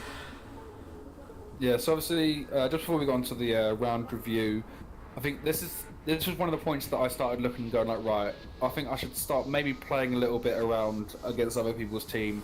And obviously the last couple rounds, a lot of water types have been going. Obviously, 2 last round, 2 this round. We had a flying type go last round. Right. I thought, you know what, an electric type would do great to kind of smack against all of this. And what's better than the quickest electric type in the field? Yeah, as of right now, speed time with Tapu Koko, it is one of the quickest in the format, unless someone decides to grab Electrode. I'd love to see that be draft. No, but I think looking at this round, you're seeing because of the 7 teams in the format, there's still a lot of power, and that Mega Glalie pick really caught me off by surprise. But as talking with Shempity after the draft, he says he has big plans for this, and hopefully, as you can tell with the rest of the draft, that they might come into full fruition here. Yeah, definitely. I'm really excited to see what he does with the Mega Glalie pick. Really can't wait to see what he does with that. I hope he dazzles me. I want him to show me the way. I want him to make me want to draft Mega Glalie. Right. I think that's that's one of those things you saw. Mega Gallade, back in the day, it was never drafted, and now it's almost drafted in every draft league. If you have, a solid amount of coaches. Yeah, I think Mega Gallade, especially if you've got sticky webs on your team, Mega Gallade can run house. It's so easy. No, I think it can. So. No, so what was your favorite standout mon from this round? There's a lot of. I mean, that Alola Muck pick. I'm kidding. Gasses himself up. Exactly. Now, I think as a support, Galvantula to pair with that already devastating core, giving Kieran Black sticky webs, giving Celesteela, support for flying types that it might not be able to touch, and that Greninja to just the 122 base speed, the fact that it can pivot and set up almost all the hazards. I think that those two picks in terms of value this round, synergizing with the rest of the team, but standalone, I mean, you have to give it kind of to Mega Gyarados. It has such a high base stat total. I think 640. And yeah, this thing's definitely it's not playing around. No, it's definitely not playing around. But with that said, ready to jump into round 6? I am indeed. All right. Here we are. Your pick. You got Flygon. Something that's not, the fastest, but it's still, base 80? Base 100? Yeah, I think it's base 80 or base 85, I think. Actually, it might be base 90, actually. Speed, it's base 100, actually. Hey, we sticking with that 100. So I'm looking at this and I'm thinking, right, I need to start setting up some cores now, I've got my fire grass, so I just need a water type there, but I think, water, a lot of water's gone. The water can wait. The water can wait. But I thought, right, let's start pounding on this fire dragon steel one. And I thought, right, I've got that really nice steel type. I now need something that, it's going to help out with the ground weakness a little bit. Because obviously, my draft now, it seems that it's either it's weak or it's immune. Right. Quite an interesting one. But, yeah, Flygon, Dragon Dance. I mean, I know Garchomp kind of outclasses it. But after one turn, I can outspeed a Garchomp. And then I can ruin it with an Outrage. Yeah, the fact that it got Dragon Dance is one of those utilities that you could be able to take advantage of. But I really think that it stands out in your team as you didn't really have the best hazard removal. And now you have Defog and Flygon, which is one of those support moves that can really fare well with the rest of the team. And like you mentioned, with the fact that you have either immunities or weaknesses. Another immunity to ground, especially for Blacephalon and Jolteon. But that 4 times weakness to ice, it is something to watch out for. I do. Yeah, with that 4 times weakness to ice, I've got Blacephalon that can come in. Right. Eat at the moment. And obviously, think further on in rounds, I will kind of incorporate for that ice type weakness. But the other thing that I grabbed Flygon for was initiative as well. I mean, Choice Scarf U-turn. There we go. You think I'm going to hit you with an earthquake, you go to your flying type, suddenly I've U-turned out and say hello to Jolts. There you go. All right. Seems like you already have a game plan moving into week 1, but we are here in round 6 of the draft, and we see Steelix to pair up with this Sand team. What do you think? So Steelix was very surprising for me. Also, I can't see the slides at the moment. You can't? No, you've got it on the document at the moment. For the, oh, yeah. Sorry about that. No, good. So, yeah, Steelix was really surprising for me. I didn't think a tier 5 would go this quickly at all. This one definitely kind of hit me like a freight train. I mean, it's a good tier 5. I just don't think it's a round 6 Pokemon at all.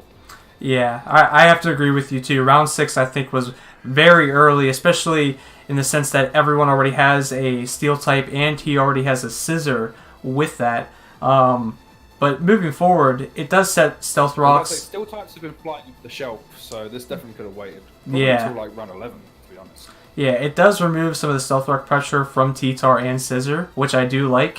And knowing Shempity personally, I think that, you know, is it very early? Yes, but I've seen him do incredible things with Steelix that I'm really hoping that it might get moved up to Tier 4, you know? It's one of those things that if you draft it early, you want to see it do well. And I'm just hoping that he's able to bring it and use it to its full potential as a Steelix can. Definitely. But speaking of a steel type that he probably should have grabbed instead of Steelix, we have Cobalion to go with this team here for the Roman Polions. And I have to say, this is the first pick that I'm starting to not dislike, but question. You are cutting. Hello. You're cutting out and in like quite a lot. How about now? Is that a little better? Hello. Hello. Seems at the moment. Yeah. Okay. I got you. We're back together. It's that might just be on my end. All right. If we have to at the end of this round, we can always just end the call and restart the call and see if we can get each other at a better connection. All right. Seems that we're having more technical difficulties with Carbonite here, but I'm gonna keep going with Cobalion. I think Cobalion at 108 speed, I believe, 109 speed. It's pretty fast. It can bolt switch, which is a good initiative. And I think, you know, with this team, it's kind of... I don't really know what he would like to do with it. I know it can set up stealth rocks, and it's a good defensive pivot, but typically with a Steel of Steel, you don't really need that second steel type. So I'm a little curious to see what he can do with that. And hello, Carbonite, are you here? I am here. All right, perfect. Talk to us about this little blob here, giving us a lot of controversy in Pokemon Go. Yeah, this thing, fuck its counterpart for standoff. That thing is a lazy design, and I absolutely hate it. So, guys can suck himself on that one. So, obviously, Ditto's a very nice mon. It prohibits setting up on against this team, because obviously, you know, I'll set up a couple of Swords Dances and this match is over. Oh no, wait, choicing off Ditto's in the back. I'm going to regret this choice. Because all you need to do is sack something off, maybe even send in the Ditto. And then, you know, suddenly you've now got a problem that you were hoping to put against. You're now dealing with that problem back. And you may not know how to deal with that problem coming back on you. No, I couldn't agree more. And essentially, if you look at, you know, what every team is already drafted, there's a setup on, you know, 1 or 2 even on every team. So it's going to make you think twice in preparation as to, well, do I bring it? Do I bring it as the setup mon? Do I have to... It's an entirely different game plan. And once you know that team preview, since we are playing on the DS in this league, that Ditto is there or Ditto's not there, you know, it entirely changes how you go about starting the game and going through. Oh yeah, definitely. It changes the pace of how you team build as well. Like, this thing can completely change decisions altogether. Yeah, I agree. And you see a lot of the Tier 4s starting to go as Registeel's coming into the next pick for the KPG and the Kingdras. This thing Tier 4? This thing should be Tier 3, my dude. It was tier 4. There was a lot of research gone into these tierings as to what they've been in previous seasons and also how they've performed in those, you know, other leagues based off of team differential and whatnot. So Registeel, it gets drafted a lot. It teeters that line of Tier 3 and Tier 4, obviously. So at Tier 4, it is a good value pick. And it spreads that yellow magic, which is Thunder Wave, very, very, very well. It also spreads those Toxics pretty well. And it's quite a nice status mon, but it can end a game on its own as well with Curse as well. Yeah, that can be really nice, especially if they haven't got anything that really wants to take on a Registeel. You just start cursing up, and suddenly the game looks bleak. No, yeah, that's that curse set is one of those sets that you don't see often, but it can do devastating things if given the opportunity. And even I've seen like a weakness policy set, Clean House before, that steel type, because it's weak to calm and ground moves and calm and fighting moves, it can take him. Seismic tosses are good, and not to mention, we haven't already said this, I hope, but it does alleviate that Stealth Rock pressure for Garchomp, as he was the only Stealth Rock setter prior to that. And we're going to see the first Z Crystal being drafted in the format, Flyinium Z to pair with Landorus T and Mew.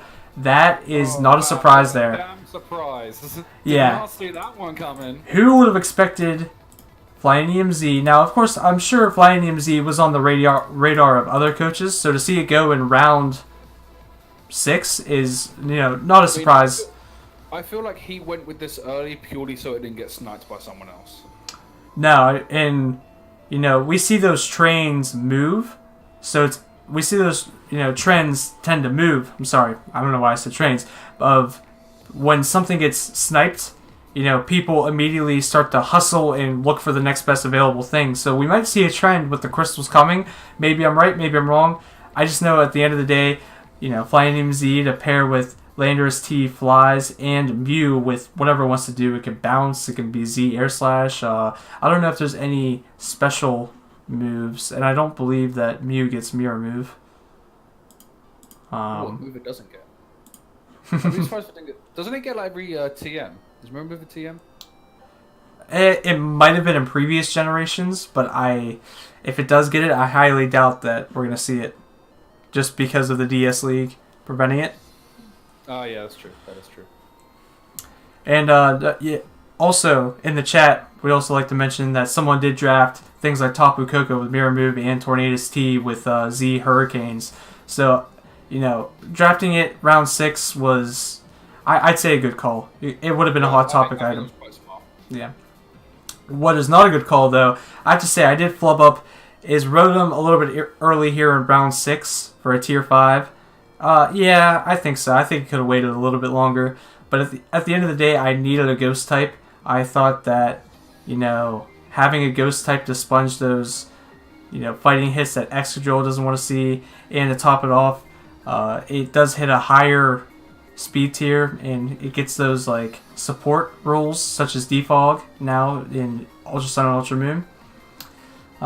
Volt Switch potential here to get things like Tapu Lele in, to get things like Excadrill in. I didn't really have much momentum before drafting Rotom. Not to mention it is a great Trick Scarf user. Trick a Scarf, Trick an Iron Ball, and Will-O-Wisp potential. It's a Rotom. We know what Rotoms tend to do in these leagues. So I'm interested to see how it'll fare with my team, if I could use it properly. But overall, round 6 for a Rotom, especially at its low base stat total of 440. Yeah, this thing gets slept on because everyone can just looks at Rotom and goes like, yeah, but you've got Wash, you've got Heat, you've got a Mow. I mean, screw the other two. No one uses those anymore. But, this thing gets really slept on, and I hate how it gets slept on. Yeah, it's just, its stats are a little bit lackluster. The only thing I do remember now drafting why I grabbed Rotom was I thought it's a tier 5, and because of that Levitate, it could help out things like Excadrill and Buck, which don't really want to take those ground types. I know Shaman and Araquanid can, sit there a little bit, but, it's better to be safe than be sorry and protect those threats. Oh yeah, definitely. So looking at the round 6 summary here, we see very, very interesting picks. We're seeing a gambit of tier 3s, tier 4s, our first Z Crystal. What do you think about this round? I think it's quite nice. I mean, I'm surprised to see the amount of steel types go, especially considering that I think every single one of these teams already had a steel type, I think. Maybe not the Kingdras, but we know for a fact that the Empoleons and the people who drafted these Steelits, they both already had steel types. Right. So it definitely could have waited. But I do like it. I think probably the Ditto is probably my favourite. I mean, the Flyinium Z was obviously, it was great call, but I feel like Ditto, it's obviously, it can be so adverse. So it'll be nice to see what happens with that. Yeah, it's one of those moves, and I don't know, I don't want to speak for Ash versus Red personally, but, it's one of those, you look at the draft board and you say, all right, I don't want to get set up on, so how do I prevent that? And you see Ditto, and it's like, well, there you go. It stops. There's my answer. Yeah, it stops it in its tracks nearly every time. And I could say personally using Ditto, I've used it and faked people out without a scarf. You know, it plays mind games. It's one of those Pokemon that you don't really wanna sit in on. Yeah, definitely not. Because obviously, Choice Scarf, it's a given, but at the same time, they can refresh it, and like boom, it's not Choice Scarf, it's like something else. Right. You can run it. You can run an Iron Ball with a Trick Room Team, and suddenly, you've got them on outspeeding you on the other sets. Yeah, I think too. One thing that we forgot to mention about Ditto is that essentially the sense that it can scout. It can scout out sets. You know when you transform by just looking at the moves what it could be. If it's defensive, if it's offensive, if it's a scarf user. So it does have that going for it as well. And I think tier 4. Oh yeah, definitely. It's a great insight. Yep. All right, I'm gonna speed up the rounds, not too much, but a little bit more. As we're getting into the later picks, we kind of know what the team symmetries or what the team compositions are made of. So, are you ready to jump in? Yeah. All right. We got a big, fat cow. Round 7. It's got udders. Lovely. Okay, so Whitney, please talk us about this pick. Oh, well, thank you for that. I appreciate it. No, Miltank, obviously, base 100 speed, defensive, very fat cow with Milk Drink, can set those Stealth Rocks, 30% chance to paralyze with Body Slams. It has a role, and it does it very well. It has 2 great abilities in Thick Fat and Sap Sipper. I believe it has a third, but I can't really remember it. Let me just take a look here. It does get Thick Fat. It gets Thick Fat and Sap Sipper. Thick Fat. Oh, Scrappy. Yes, Scrappy. God, why? Yeah, Scrappy Body Slams. It's as a tier 4, it is a good value pick in my opinion, and I think that definitely. It's just adding a little more bulk and just a little more potential for Tapu Lele to come in and sweep, and if you need to switch out, Miltank can take a hit. And I'm not really Grass Weak yet, but having that Sap Sipper boosting its attack if hit, it has potential, to say the least. I think in round 7, Miltank is a good steal. And oh yeah, very definitely. The thing I'm noticing about your team is your version of my ground type is fighting type. You very much seem to be either weak to it or like immune / really resistant to it. Right. No, yeah, I couldn't have said that better. It's one of those things where do you find the balance, and you just balance by overcompensating and undercompensating each pick. But speaking of weird Pokemon, I guess Komala. Weird designs. I have a bad history with this thing. People at the APL will know my very sad history with this, but lessons learned. Comatose is a great ability for this little thing. Look at it just hugging its little wood trunk little thing. You want to Will-O-Wisp this thing? Can't. Fond Wave it? Can't. You want to put it to sleep? Can't. You want to Toxic it? Can't.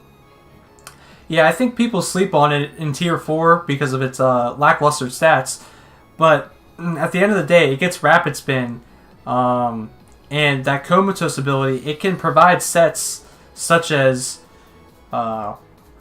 Sleep Talk, Last Resort. You click Sleep Talk, and it automatically has to choose Last Resort, and because of its Comatose ability, it's technically already asleep, and you're hitting these Last Resorts choice banded. You get that stab with it too. It's a pretty. You can also run the Choice Specs Snore if you so wished. Oh, I've never heard of the Choice Spec Snore. That's interesting. It's a very very rare set, but it can definitely catch people off guard because obviously Snore is also a sound-based move, so that one goes through sub as well. So that one can be like obviously one of the things that you could do is oh yeah, I've got a bulky steel type in right now. I'll go for sub. It's kind of the same story with Sylveon. You're taking that 25%, and then you're taking the resisted hit as well. No, that definitely makes sense. I think Komala is a solid round 7 pick, as most of these are. Next up, we have Roserade in tier 3 for the Kingdras. Roserade is one of those mons that comes in, it sets up hazards, it's defensive, and not to mention that Technician Hidden Power. essentially getting a 90 base move for any type. What do you think? Yeah, it's really nice. Obviously, Technician is a really nice thing. Obviously, this is another mon that can kind of soak up the toxic spikes, but it wants to put up the toxic spikes. You can also put up the spikes. I love this thing's design as well. It's nice and fast. If you slap a choice scarf on this thing, there's very little that people are doing about it. And like, don't sleep on that special attack stat either, man. Like, you know, like leaf storms. Oh, they hit hard. Yeah, I've seen this thing run specs. I've seen it run Assault Vest even, just to add a little more bulk than it needs to. But its main set is that natural cure, coming in, setting up those spikes, setting up those toxic spikes, and really just adding more support for that team. Next up, we see Umbreon coming for Ash vs. Red in the Cincinnati Sacreds. I hate to correct you, but you said the name wrong. It's actually Scumbrion. I was gonna say I don't think I messed up anything there, but that was a good one. I like that. So we got Scumbrion here coming in tier 3. What a value pick! It's just super bulky, and it hits those foul plays really hard. It's toxic. It gets. I think it's the only.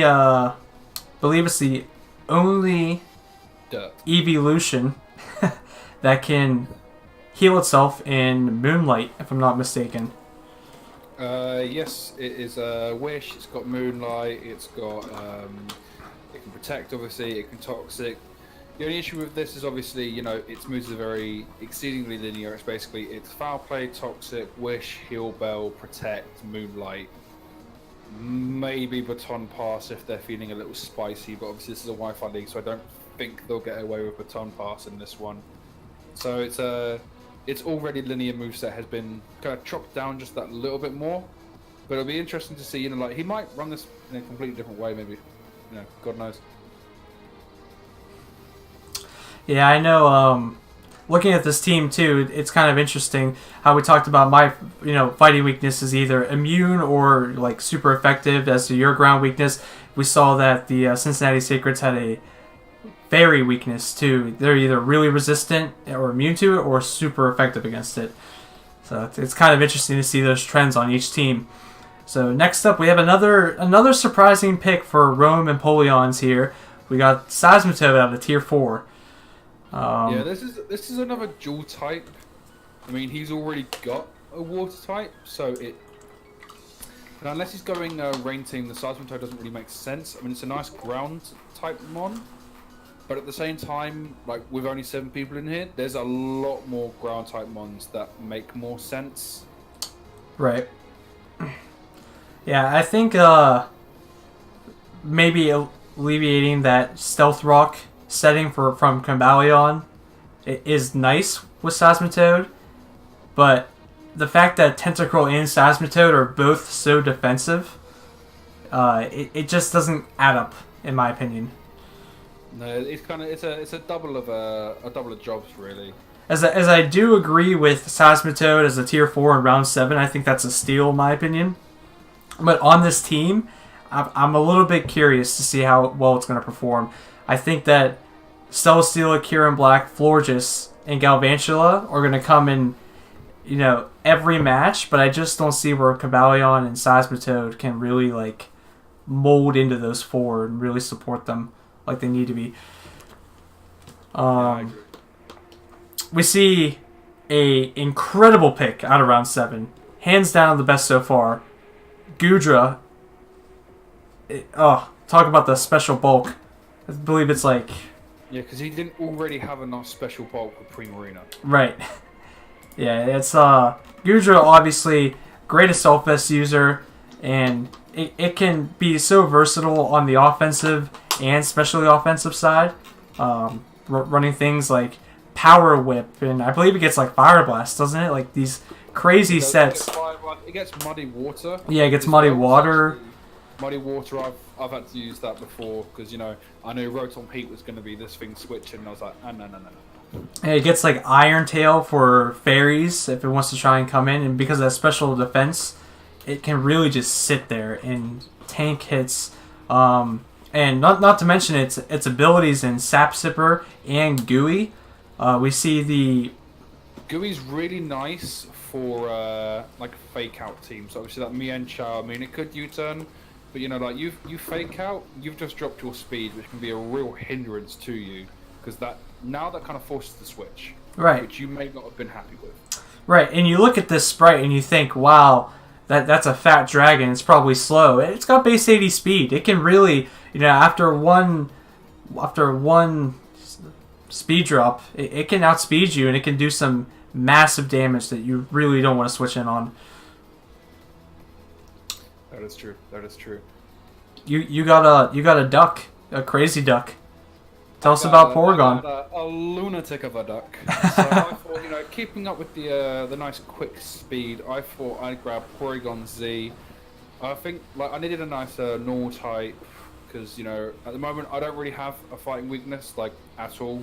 I mean, Hawlucha takes it, Blacephalon is immune to it, Azelf takes it. So you know, I thought, you know, I've got a nice space. My eye was originally on Miltank, so that's a little bit of a snipe from me, but I thought, you know, I can bounce back. You know, there's other ones. It was this or Licky Licky, I think, was the two that I was looking at. And I thought, you know, I'm going to go Porygon Z, or almost a Porygon 3 there for a moment. Porygon 3! Porygon Z is quite nice. Because I was definitely, at this point, I was then kind of looking at the Normalium Z. So I was thinking, you know, Z try attack. And I was going to see and try and be cheeky and see, you know, like, oh, is a Z conversion available? No, unfortunately not. The Omniboosts are not allowed in this format as they are deemed broken. Incredibly broken. Same with like Como Z. I don't know how you pronounce that. Como Omium Z. Anyway. Como Omium Z. Yeah, wait, the Munium Z isn't a all stat boosting, is it? No, what it does is it sets up that psychic terrain. Which is is it busted? It's been like everyone says it's busted, but it's never been used to its full potential in Draft League, so we allow it. But at the end of the day, you set up a psychic terrain for 5 turns. That's a busted move in my opinion. Yeah, psychics and shy shocks are now just going to be hitting like trucks. And it's not to top it off. You know, you're setting that psychic terrain which blocks all priority moves if you're on the ground. And, you know, Mew, with that base 100 speed, can really clean house. Oh yeah, more than definitely. So looking at this round 7 summary here, we see a lot of fatter Mons go. So, some speed, but a lot of fat. Yeah, and I think I may be the only person who didn't draft something bulky in that round. Like, everything else seems to be quite nice and bulky. Yeah, you can argue that Koala's, like, a little bit iffy on the bulky side, but...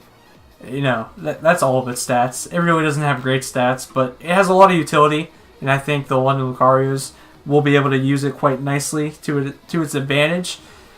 Other than that, I know you were kind of unhappy when you were announcing your Porygon Z pick. Is that something that you think you might be trading out in the future? Yeah, I could definitely kind of see, because obviously I make a mistake in my draft. Spoiler alert, I make a little bit of a mistake, so it could be on the chopping block, but there are a couple of other ones that I was kind of looking at and thinking, well, I could replace with this and this could benefit more, so we'll have to wait and see. Obviously, you know, Porygon Z, I am excited to use it, so it will just be a question of if I keep it or not. Alright.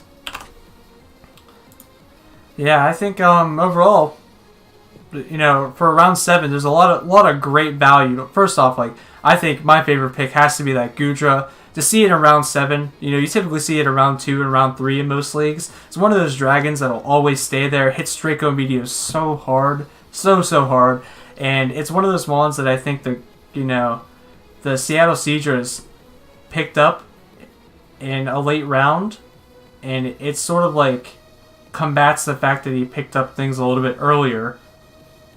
Yeah, so we'll see.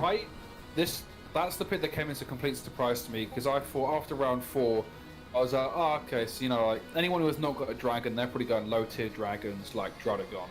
Right. You know, I didn't see... Noivern. Yeah, you know, like, stuff like that. Stuff that's kind of like discount dragons in a way. Right. I see discount dragons. Alright, I'm ready to jump in. Are you ready? I am so ready. Alright, let's kick it off. So next up, you have Quillfish adding a little bit of hazard support to your team there. Yeah, I got hazard support. I got that water type that now rounds out that nice fire water grass core. But the main reason I drafted this big bad boy, Intimidate. I thought, you know what, I need to capitalize on some abilities. Obviously, I'm capitalizing on Levitate, I'm capitalizing on Beast Boost, I'm capitalizing on Burden. It's now time to round this one out with a nice Intimidate. This is where I can come in on stuff like Miltank, Komala, things that we've seen previously drafted. Quillfish can say, hey, hi, I'm going to absorb this hit, and I'm also going to make it so you hit me even less now. Right, exactly. That Intimidate is one of those, abilities that you see time and time again where almost every team will draft an Intimidator at some point. It's virtually unmatched. I'm kind of surprised the Pokemon Company hasn't released an ability that does like a special intimidation, but nevertheless, looking at your pick, Quillfish, it kind of surprised me just because of that ground weakness again, but you have enough. Yeah, but, it's a water type as well, so right. It's one of those ground weaknesses that people might send in the ground type, but you've got to double think it.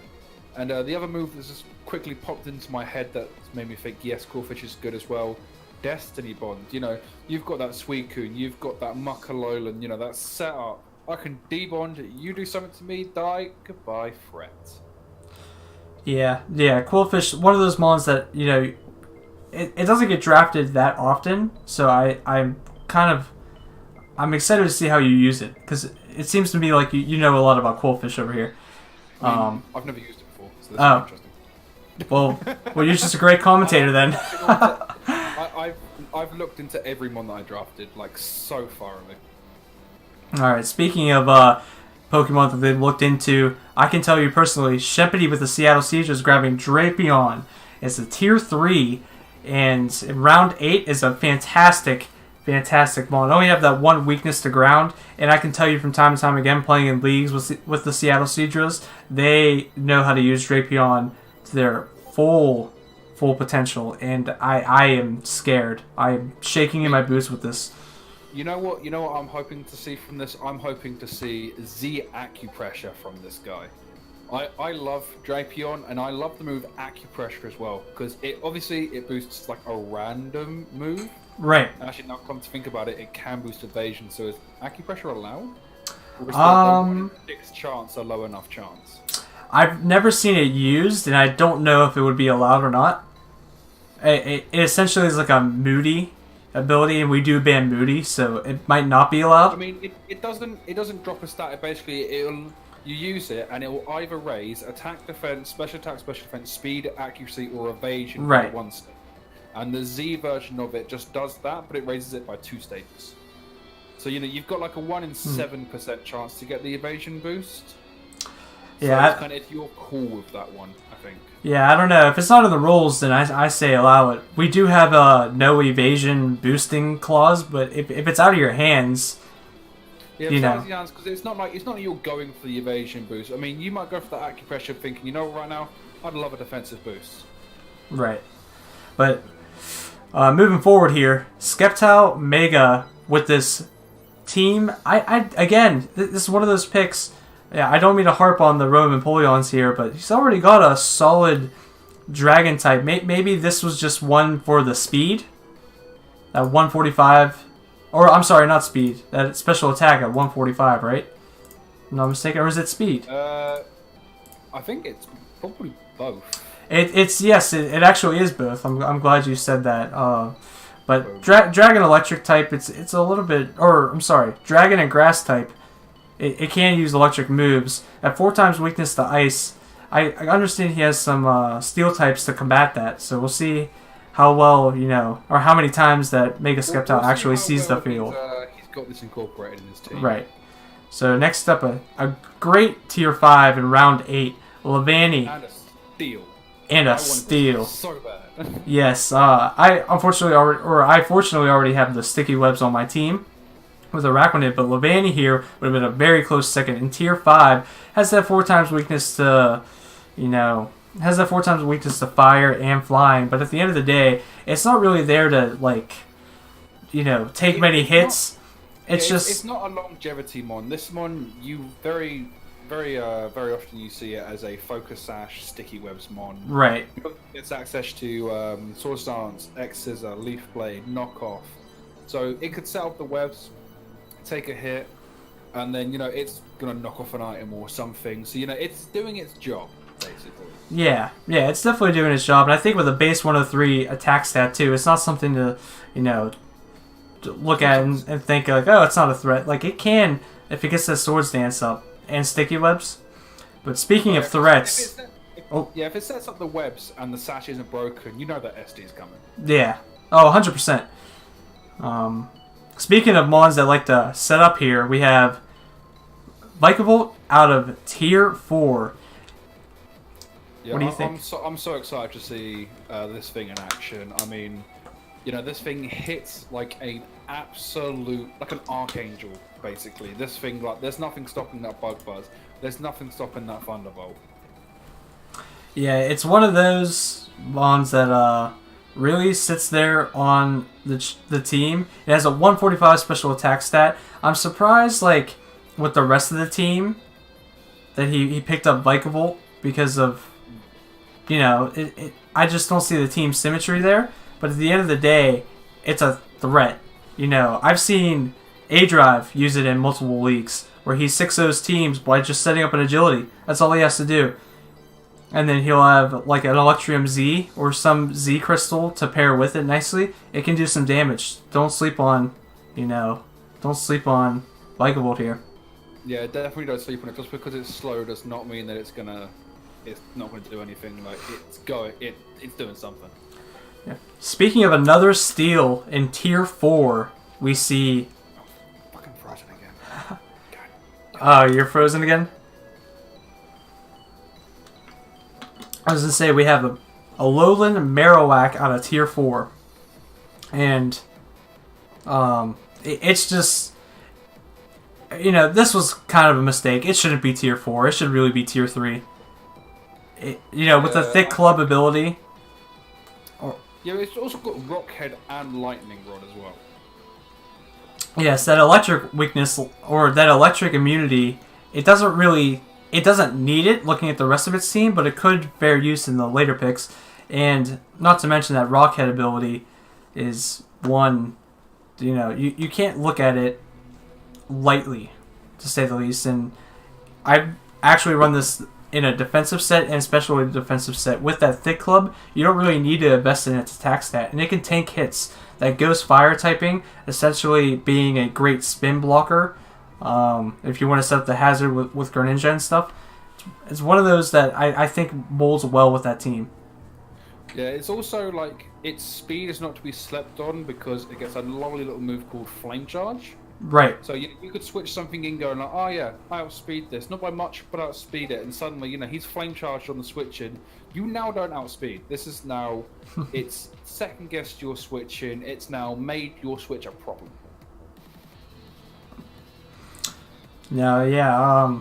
But like I said, just great value, and I couldn't agree with you more. It can really set up that speed, and all of a sudden you're in a position where it's like, how do I beat this Alola Marowak? Yeah, because hard hitting and quick, that's a threat. Yep. Ending out the round, we see, I think this is the second Z Crystal to go. Not a lot of Z Crystals have went so far, just that Flyinium Z for that team. But we see Psychium Z for, my team here. And it's kind of no surprise, to draft Psychium Z with Tapu Lele, boosting up that Psychic Terrain. It could just really nuke opponents. And I think Shaman can really benefit from that. Shaman Psychic could really get a nice little, like a surprising boost. Right. From Psychium Z. Yeah, you wouldn't expect maybe Shaman to carry that Psychic coverage, but it can, and pair with that Psychium Z, it could do some damage. And I believe Miltank does get Zen Headbutt too, so that's something to keep note of. If you want to run it a physical. Catch up. I'm glad you said that. Oh, I don't want to give out all my strategies now. I mean, what else gets a Psychic type move on your team? That's shall we? Oh yeah. Looking for. No. This gets this and that gets that. Yeah, Rotom gets Z Trick. No. Yeah, so looking at the summary, it's an interesting clash of Pokemon if I'm honest.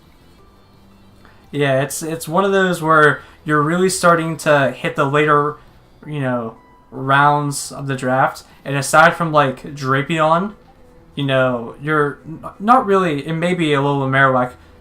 I can't speak for your Quillfish, but like I just don't see like Levani coming to every match and Bikeable.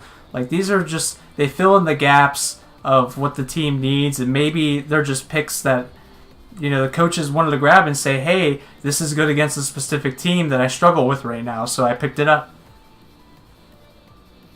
Yeah, definitely. I think like every mod on this can. I mean, some of them are a little linear, like the Vanny, but at the same time, each one of these kind of plays their own role, and they're playing well.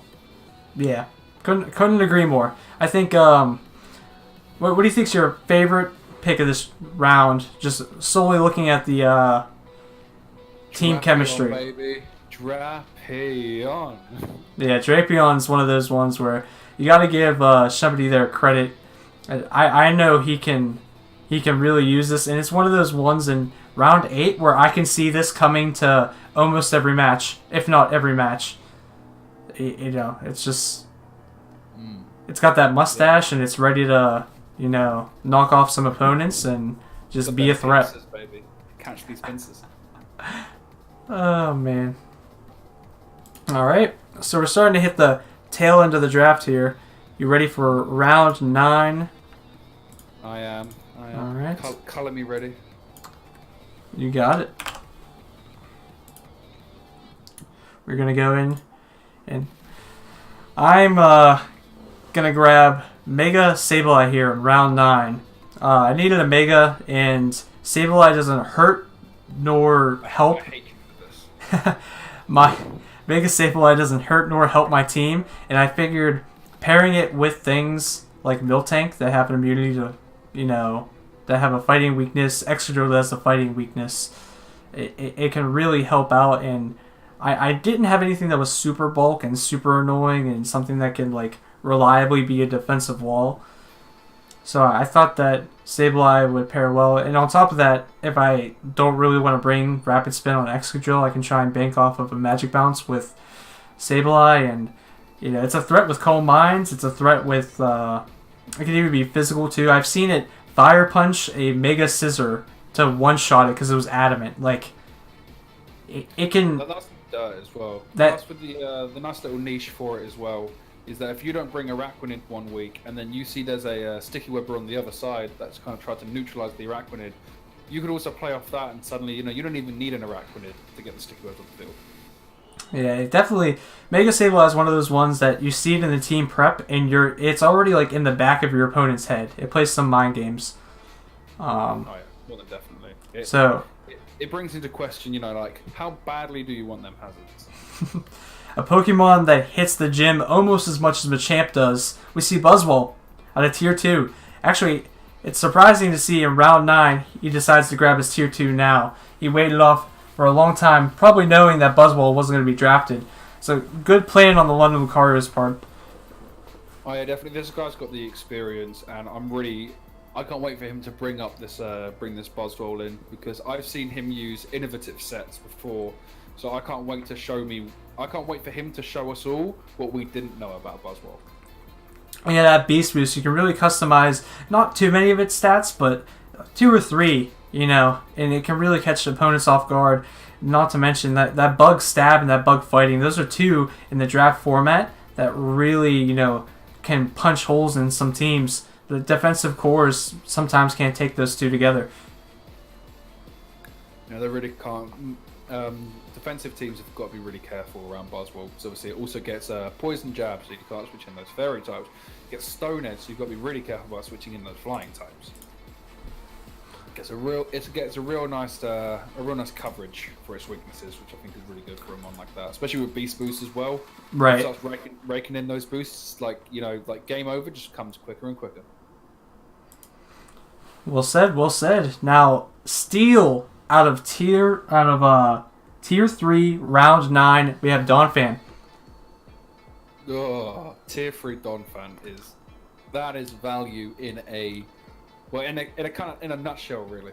It's a value in a nutshell, and in round 9 too. I mean, this thing goes early to mid-draft, round 4, round 5. So to grab a solid ground type, a solid defensive Mon that'll be reliable week in and week out. Not to mention it has priority with Ice Shard. It gets Poison Jab. It gets Play Rough.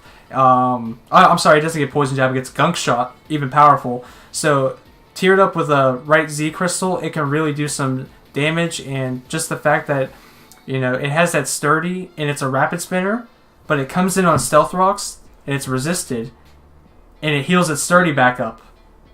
The only issue that I'm kind of seeing with Don Fan is he already had Garchomp.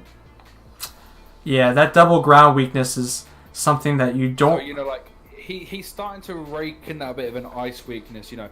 Garchomp, Roserade, Tornadus, now Don Fan as well. You know, he doesn't really have many resists for ice. I mean, he's only really got Registeel. So you know, I can see Ice starting to run a little bit of house on his team. I mean, if someone grabs Weavile late game, you know, Weavile's going to start running on it. Right, the only thing that could effectively switch in on a Weavile is potentially Mega Gyarados, and then Mega Gyarados has that fighting coverage. So, you know, it's one of those things you gotta take note of. But we see a second tier 5 coming out for Ash vs. Red in the Cincinnati Sacred's Weezing. And this is one of those levitating poison types, only really being weak to Psychic. And it's bulky. It sits there. It spreads Toxic. I don't believe it can set up Toxic Spikes, but it can do some... actually, it can set up the Toxic Spikes. It can, yeah. It can also... It gets stuff like Fire Blast as well. So you switch in that Steel type thinking, Toxic, yeah. And then Fire Blast, and suddenly you're now in a really difficult position. Right. Some people sleep on it because it has a base 65 HP stat, but that kind of plays into its advantage because it does get pain split, and you know you don't wanna be up against Weezing like that. You know, it could be a deadly game. Especially if you need like a defensive Mon. I mean, you know, like you could run like minimal HP on the Weezing, and suddenly something like Goodra or Chansey comes in, and suddenly you're down to full like half health, and he's back up to full. That's right. Yeah, I mean, Weezing sits there. What can I say? It even has a base 90 attack and base 85 special attack, so it can do some damage. But it's only got one weakness as well. Yep, that's Psychic weakness because of that Levitate. It's one of those plug-and-play Mons for sure. Round 9, we see Armaldo come out for the Roman Polyons as second Rapid Spinner, and Rock Bug type, pairing off with this devastating core that he once started off. What do you think? Obviously, it'll be quite nice. I mean, I'm seeing stuff like Tentacruel, Seismitoad, and now Armaldo. I'm definitely thinking, you know, I guarantee he's going to grab like maybe like a Rain Setter or something on his team's going to carry Rain Dance. Right. Because, I mean, I love a surprising weather team. Now, don't get me wrong, I love when that stuff kind of comes out of the shadows, out of nowhere. But right now, he's just opened the door and he's just kind of shown everyone that, yeah, the rain team could easily come. And, like, you know, like now, it's more apparent than it should be. Right, you see some double ups of, like, the bug types, but even Galvantula with the 100% Thunders at that point can really fare well with the weather. But speaking of weather, we see Seattle Seadras pick up Heliolisk, the triage of weather abilities that it has. Trio of weather abilities. This thing can be like an absolute nut job. The thing is though, like I think it's had a little bit too much time in the sun. Yeah, it seemed to get a little bit burnt. Next time you should apply some more sunscreen that isn't above his kneecaps. Heliolisk though, with that Sandveil ability, can dodge some hits and really dish some out. Choice Specs, Choice Scarf, you name it. And it really adds some speed. I know that there's a lot of priority for the Seadras here, but what 109 speed? That I think so far at his fastest Mon. You know. Yeah. Plus that really nice hyper voice. Again, you know, this is one of those Mons that you can't really feel safe setting up a substitute against, because hyper voice is going to go straight through. It also gets Dark Pulse, Surf, Thunderbolt. You know, it encompasses for its weaknesses quite nicely. Right. I'm surprised to see with this team rounding out though that, you know, Heliolisk was the you know, a good pickup in my opinion, but a lot of his mons are more wall breakers and not setup. You know, Tyranitar can set up, but aside from that, it'd be interesting to see if he picks up something that can really set up and clean house late in his draft. But speaking of setting up, we have the Cake Puff here, little Slurp Puff, coming out of... Somebody say webs for the slow team. Yeah, like you needed webs to begin with. So obviously, I hinted at this earlier on in the draft, but I wanted that web user, and then obviously, you know, I don't know that fairy user, and I thought, you know what, 2 birds, 1 stone. It's not just limited to that as well. Sticky web can actually be a little bit of a surprising thing on Slurpuff, because everyone kind of thinks the base, you know, I was going to be Belly Drum on Burden with Citrus Berry, you know, I can play around that, and suddenly, you know, he's bringing Carmine, he's bringing Sticky Web. You know, he's bringing those special moves like Surf and Flamethrower. It's definitely going to catch people by surprise. And also with the Sticky Web, this really helps out my team because now my quicker mons don't have to be Scarf. Because with the Sticky Web on the board, that neutralizes Scarfs everywhere. Yeah, it's one of those because there's so many Sticky Web setters due to Ultra Sun and Ultra Moon. It's like if you don't grab one, you're at a disadvantage. And to grab one that's also a fairy type that could be basically so versatile to the point where it's defensive and, you know, offensive like that. I think you got a great steal, especially in round 9 for a tier 3. Oh my, I don't like your team. I say that in a fantastic way, but I don't want to play you. I don't want to play Rome. We got some serious teams building out here. Oh yeah, more than definitely. So what's your favorite mon from the round summary? Looking at the round summary, if I look solely out of specs, I think it's got to be Donphan. I don't think it, like you said, that ice weakness on the team, it doesn't synergize well, but at the end of the day, round 9 Donphan is always something that, like, is an eye-opener. You know, people will look at it. Same with that Slurpuff, now with the access to Sticky Webs. I'm on a low connection right now. Your voice just sounded like Robe from Mario Kart. Hello? Hopefully it's not that in the chat. Or for the stream. Garb, are you there?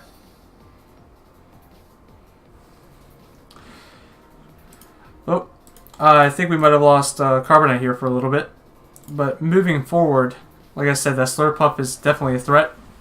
We'll wait until he can reconnect here. And Buzzwole, I'm not too familiar with Man Bender here in the London Lucarios, but I think with what my co-host has brought up, I think Buzzwole could potentially be one of the kill leaders. Can definitely poke some holes. And just, you know, a lot of physical presence there. Especially, I believe the team has Landorus, so you're talking about some uber attack stats. 145 and Mega Aggron 2 at 140, and even Buzzwole at 139, 140.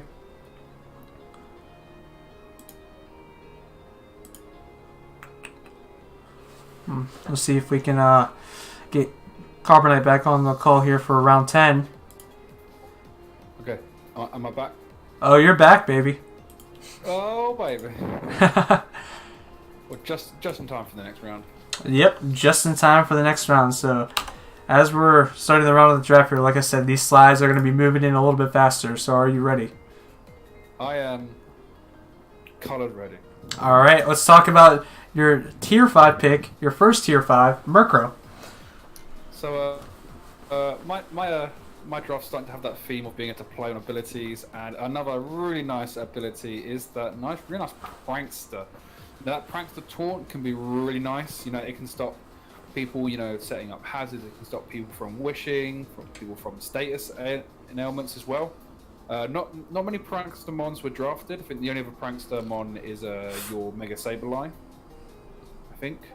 Yeah, I believe so. As of right now, yes. Sableye is the only other one that has been drafted that has the prankster. Its other ability, Super Luck. You know, this thing gets Swords Dance. This thing can start hitting really hard with Sucker Punches, with Aerial Aces, you know, with knockoffs as well. And with that Super Luck, I can just carry SD Night Slash and crit all damn day. Exactly. You hit the nail right on the head, as I've been loving to say for the past few rounds here. mrCro, of course, it's a huge threat, I believe, in Little Cup. So hopefully that'll translate over here to the league. And I do think it synergizes well with your team. That prankster ability. It even has a base 91 speed to bounce off of that. It's gonna work well for the team. And then next up we have the Seattle Seadras grabbing America, the American bird here. Braviary out of Tier 4. And truth be told, I don't really know much about Braviary other than it gets, I believe it gets Reckless, right? It's basically, it's kind of discount Staraptor. Its attack stats not as high, its speed stats not as high. But the good thing is it beats Staraptor in a way that it has bulk up over something else. Right. It gets bulk up as well. So, that attack, it can start hitting even harder. And this thing I do believe gets Stone Edge, and it does get Home Claws as well. So maybe instead of boosting up your defense, you think, oh yeah, I don't need to boost up my defense. I'll boost up my attack and my accuracy instead. Right. Yeah, I think too with the team synergy with only Primarina being weak to electric, I think that'll really fare well with the rest of the team. Yeah, more than definitely. And of course, he has enough switch-ins for rocks with Steelix and Tyranitar and Scissor, and yeah, he should be good there. Oh, yeah, more than definitely. Speaking of rocks, we got Diancie coming in here. I believe it's a Tier 4, so... It's more dual typings, and this time it's worse because it's both. He's already got Armaldo and Florges. Like, no hate to this guy. Like, I cannot wait for him to completely make me eat my words and abolish everyone standing in his way. But I loved the first half of the draft. I'm hating the second half of the draft. And I'm now really looking at his draft and I'm thinking, okay, you might have switched out, the same 4 or 5 Mons are coming on your team, but it's nowhere near the diversity it should be, because it may not be the same 4 or 5 Mons on the team, but it's the same 4 or 5 types, which is almost the same thing. Yeah, I don't really know what Aaron's motive was for picking Diancie, but like you said, I think at this point he's just saying my core of Kieran Black, Florges, and Celesteela is so good, it doesn't matter what I draft. Maybe that's the motive there, I don't know. Maybe. It could just be flexing. I could draft all this shit and I'm still going to sweep you. Right, exactly. Yeah, he's still gonna decimate us, so, what are we going to do there? We're still going to have to watch out. Oh, for sure. Still one of the biggest threats in the league, hands down. But we see Ash vs. Red picking up Pachirisu. Another, I believe this is Tier 5. If it's not, it should be. I can't see it being in Tier 5. Yeah. Pachirisu, it's one of those niche mons. We saw it in BGC Worlds a few years back. And it's got Nuzzle, right? Yeah, Nuzzle is basically the reason that this thing is used at all. Nuzzle, that really nice. It's fun to wave, but you get a nice little bit of damage off as well. Right. You gotta be careful. You gotta be aware of rough skin users and stuff like that. But essentially, it's a more accurate Thunder Wave. Yeah, it's more accurate and it does the damage. This thing can be quite quick, and Nuzzle is a physical attack, which is a bummer, but it does. I think Pachirisu gets Nasty Blood, right? I think. Yes, yeah, I believe it does. It's one of those electric types that does get Nasty Plot, as most of them do. Speaking of Nasty Plot users, though, great transitioning here. We see Ambipom coming out in round 10 for the Kingdras, and I think Ambipom has been proven time and time again that it can just hang with the best of them. I'm worried about this thing because Fake Out Last Resort exists. And that's going to hurt. Yeah, it can run many items too. It can run a Z Crystal if it decides to go Normalium Z. It can run, Silk Scarf. Base 115 speed, it can do a lot of things well. Nasty Plot Baton Pass we've seen with Shady Penguin years ago. That base 100 attack is not something to, shred. It's not something to sneeze at. Yeah. Yeah, you definitely can't sneeze at it. And to top it all off, we've seen, what was it, Ambipom to the top? You know, Yeah. with Showdown and That does exist. yeah, like it rose up there. It hung with the best of them. But speaking of, actually, I have no segue. It's a Raichu. Here we go. Manbender with the London Lucario. We got Raichu out of tier 5. I think it's a good tier 5. I mean, it's nice, it's quick. Another one that gets nasty plots, there's the segue. Yeah. Yeah, it gets nasty plot. It gets some little niche stuff like Encore, Thunder Wave, of course, and it gets a decent move pool coverage, if I'm not mistaken, too, with like Grass Knot and Surf, if you really want to like try and dive out there and get Surf. Oh, yeah, definitely. But other than that, it just adds some decent speed, base 110. Its stats are a little bit, you know, it's a Raichu. Better than a Pikachu. At the end of the day. Yeah. It's one of those tier 5s that's a great value for a tier 5, but... Yeah, there's not much else to say about it, really. That's the unfortunate thing with tier 5s, is they're tier 5 for a reason. Yeah, it's tier 5. You know what they're going to do when they come. They have their sets. And if they surprise you, they only surprise you for a turn or two. Finishing off round 10, we have myself with Gigalith here in tier 3. And I figured I could hold off for, 10 rounds to grab this boy because there was already one Sand setter in the league. It didn't seem like anyone else was drafting Sand. So it's pretty free to get a Sand setter for Excadrill here. And, Gigalith, it has Stealth Rocks too, which is nice. Has a base 130 attack stat, which I think can, really be a threat to opponents. I needed something that can hit flying types too. My team didn't really have anything aside from Excadrill with like Rock Slide that can hit fighting types well, or like Tapu Lele with an electric type. So, or even Rotom. Basically, the moment you picked up Excadrill, I was basically just waiting for you to draft the Sand setter. Like, I knew it was coming. Yeah. I saw it was going to be Gigalith, or I thought maybe you'd pull out like the last second Powdon or something. But I had a fair bet it was coming. Yeah, initially I did want to go Hippowdon, but then I grabbed a little Muck, and because of my free point total, I couldn't afford Hippowdon anymore. It happens, but Gigalith, I like it. It's a pure rock type, which means that the Sand will set up its special defense boost. Yeah, plus it gets sturdy, doesn't it, as well? So. It does get sturdy, yeah. And it also looks great as a shiny Pokemon. That's all we can say. So, looking at the round here, we see a few, a few dual typings here with some rock types, some electric types, some flying types. We see that Ampupom in round 10, which is something to not even sleep on. And same with Diancie, like a round 10 Diancie for round 4. Or not round 4, for tier 4 is nice, but again, with the team composition, I don't know how I feel about it. Yeah, definitely. I feel like people are starting to round out their teams quite nicely. I can't wait to see how people are going to finish this one off.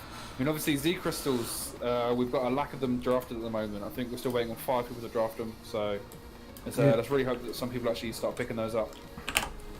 Yeah, I think they're going to go by pretty quick. In either the next round or obviously the last round, because it's mandatory to grab one. I think too, isn't there still a few teams that are without a Mega? I do a mistake. Yeah, I don't have a Mega. I know that much for damn sure. Yeah, I still think there's like 1 or 2 teams without a Mega, so it'd be cool to see what they grab. Looking forward to the next rounds. All right. All that said, I grabbed Toxapex or Toxicroak, not Toxapex. Man, would I love a Toxapex, though. Yeah, Toxicroak, though, it's one of those ground weaknesses. And, I thought that having a dry skin ability to soak up some water types that, Excadrill might not like and things like Gigalith may not like. But main purpose is I needed a fighting type. I need something to break steel types other than ground. And, excuse me. And I thought that Toxicroak is something I never used before. Has Nasty Plot, has Vacuum Wave for priority, and hard Poison Stab and hard Fighting Stab. I think with a base 103 attack, something around there. It is probably something. 106 attack. One of the lovely things about this as well, like you can set up a sword stance, and then you think, oh yeah, I'm just going to go into my tornadoes and annihilate with a hurricane, and then suddenly sucker punch. Yeah, I forgot about the priority in sucker punch too. I've never really been a. This thing hates psychic types, and then sucker punch is there, and you're now like, right, well, I can't just come in and psychic this thing because sucker punch exists. I know it now has it, and this puts me in a really difficult situation. Yeah, no, it definitely can lead some opponents, on the back foot there. But wall breakers for this team here in round 11. Manvinder grabbing up a special wall breaker this time in Drag Algae. The nice poison and dragon typing. And it's something with that adaptability. Draco adaptabilities are no joke. Is it, did he finally... he's only just now finishing off his Fairy Dragon Steel Core, but I actually don't think he's got a... I don't think he has a fairy.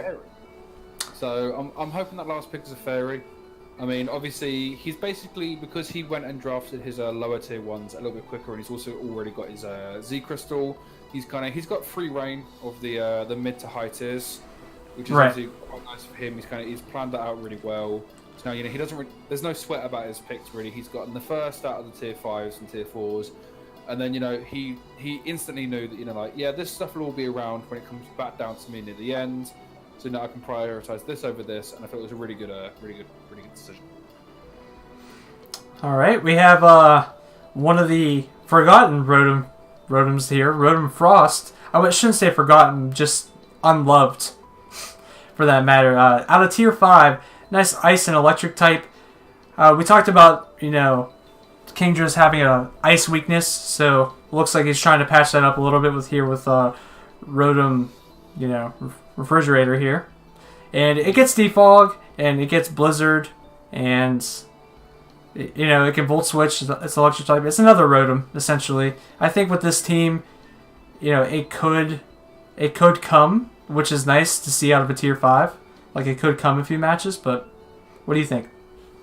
I think it's great, especially if you're parched on the battlefield. You can crank open its doors and you've got a nice cold Mountain Dew waiting for you. I don't really know what else to say about this Pokemon. I don't really I've never really seen it used. I mean, the only time I've ever seen it used is I saw it in a meme match where someone brought it with Sucker Punch, and then the person who he was memeing against brought 6-play Cephalons, and the Rotom Frost absolutely it 6-0 with just Sucker Punches. There you go. I mean, it's kind of ironic to see that the only 2 Rotoms in the draft to go were actually Rotom, like original Rotom form, and Rotom Frost. Yeah, the high impact Rotom wasn't drafted, which is nice and refreshing, to be honest. Right, there's not a lot of them running around. You don't have to worry about that levitate all the time. So we're now start to see coaches grabbing their Z crystals with Dragonium Z, looking to pair that probably with Zygarde, and I don't see really much else that can abuse it at the moment. Are you seeing anything that I might be missing? Maybe like a I was just seeing if anything got like a Dragon Pulse. Yeah, it doesn't look like it. And if it does, it would be Blastoise, but that can't abuse it. Yeah, God knows what.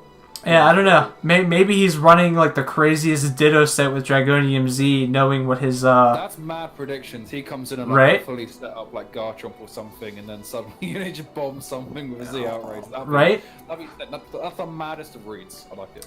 No, it's most likely for that Zygarde, or potentially maybe to grab it so another coach can't, like this one here, grabbing Gligar in round 11. We see just I don't know. It's another defogger, but he already has 2 rapid spinners. Immunity is pretty cool, not being, immune to toxic and whatnot.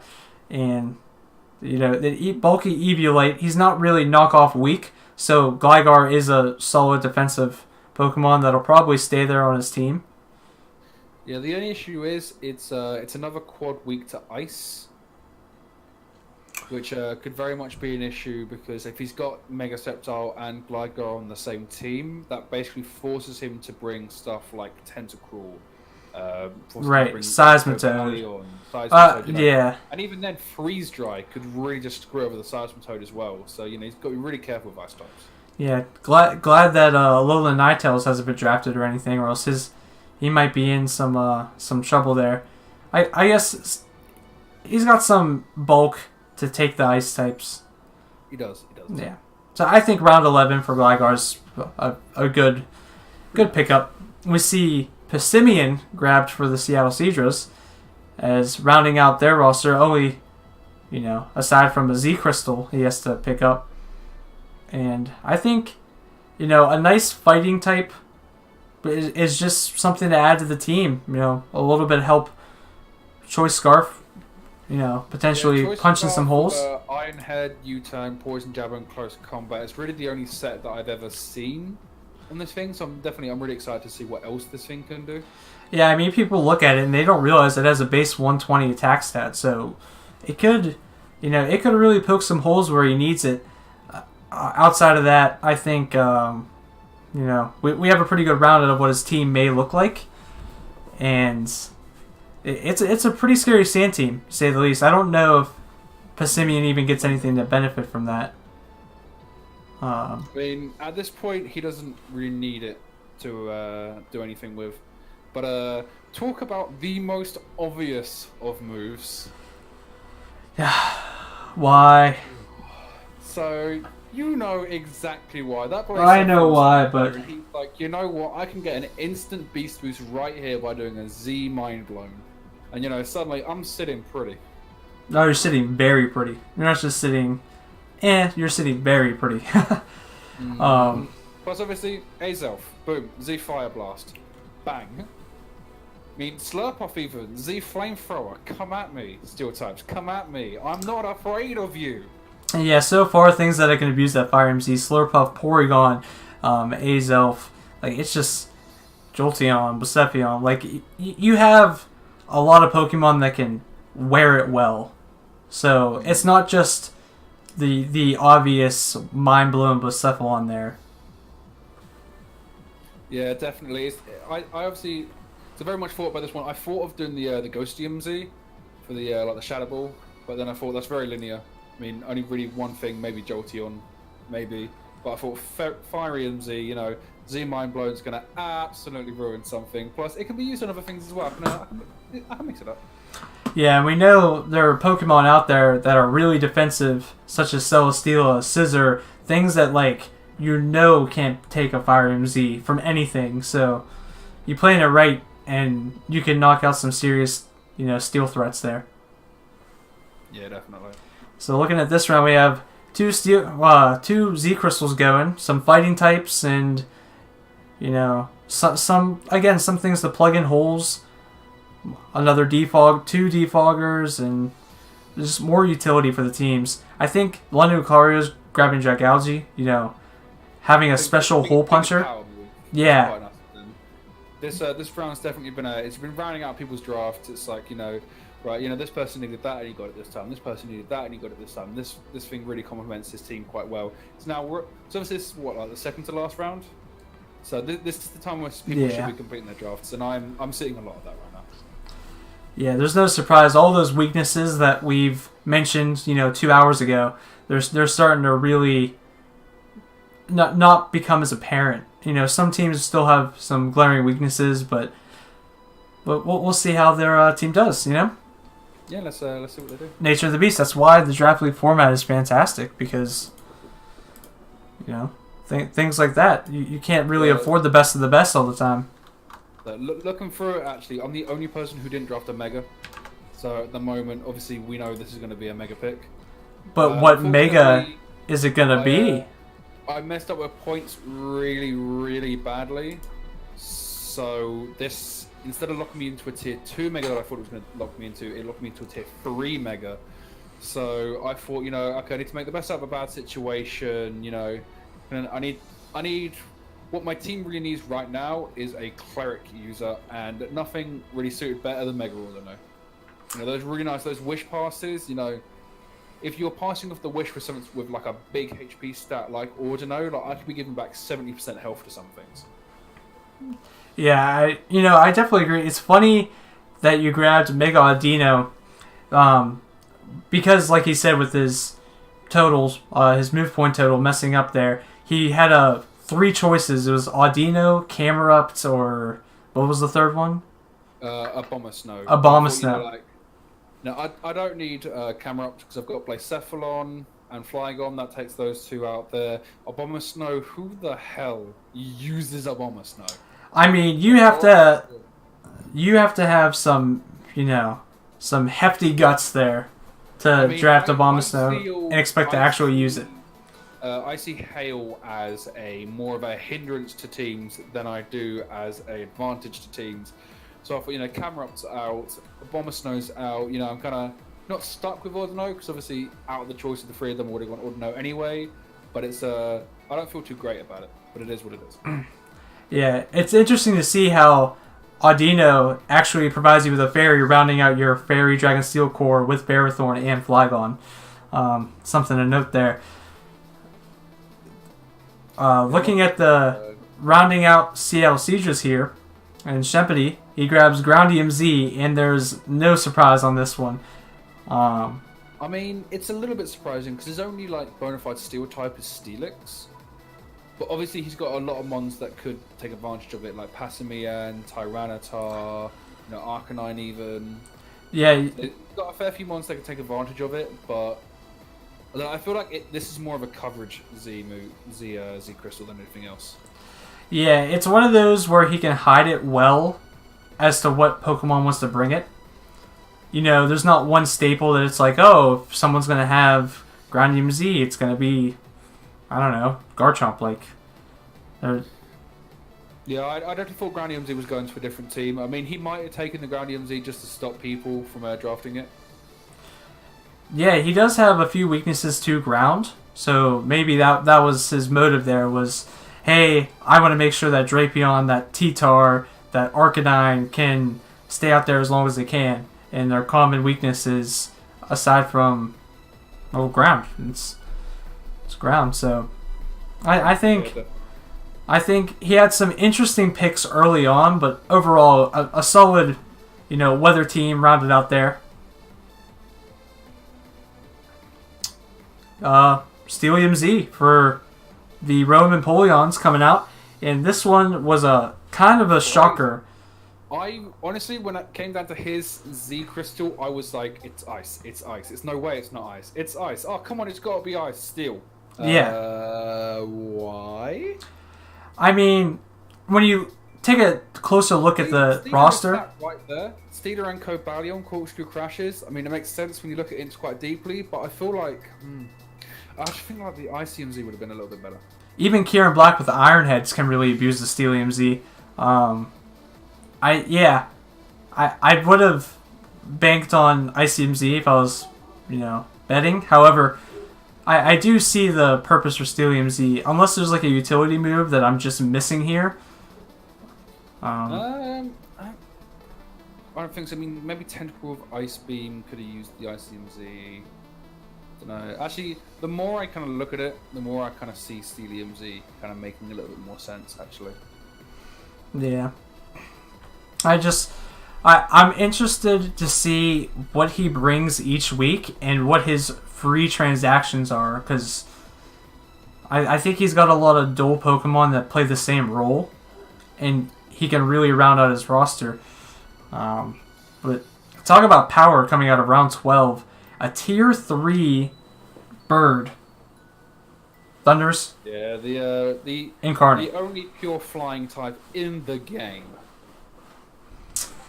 Yeah, if that doesn't speak for volumes, then I don't know what does. And when we looked at this team earlier, we said, it has a lot of potential with weather. It has a lot of potential with I don't know where I'm going with this. Anyway, I thought maybe he'd draft something in this final round that could kind of use that Dragonium Z a little bit better. But obviously, he's really only locked into one Pokemon with it. And that's not really what you want to see with your Z Crystal. You want to see a little bit of diversity with it. Right. Mons that can really spread out and use it well. Yeah, it's still dangerous on Zygoth, don't get me wrong. And Tornadus Eye is a great pick. I just felt that maybe maybe something else could have been gotten rid of, maybe in place of something that could have used maybe not Pachirisu. Maybe get a different mon for that, really. Yeah, and I mean you see from time to time again, Tornadus Eye in tier 3. It's a base 600, I believe, or if it's not, it's very close to it. and with a 115 and 125 base attack and special attack respectively, and a lot of moves, not to mention Prankster with like Z Rain Dance if it wants to set up the rain for Tapu Koko and Raichu and stuff. I like it. I like that pick. I think it molds well with the team. And here we see Normalium Z for the Kingdras, and looking overall at the team, the only thing I see is Ambipom, but that's, I look at that and say Ambipom with Normalium Z, that's scary. Yeah, definitely scary, but it's a touch linear. It's a touch linear, because obviously, again, Z crystals need to kind of be a little bit diverse, especially when you're kind of locking it on. Oh, you know what, too? Sylveon Hyper Voice. Yeah, but then you've got to be running Q Charm over Pixelate, which is kind of a little bit of a stupid move. A little bit. You don't get the Normalium boost.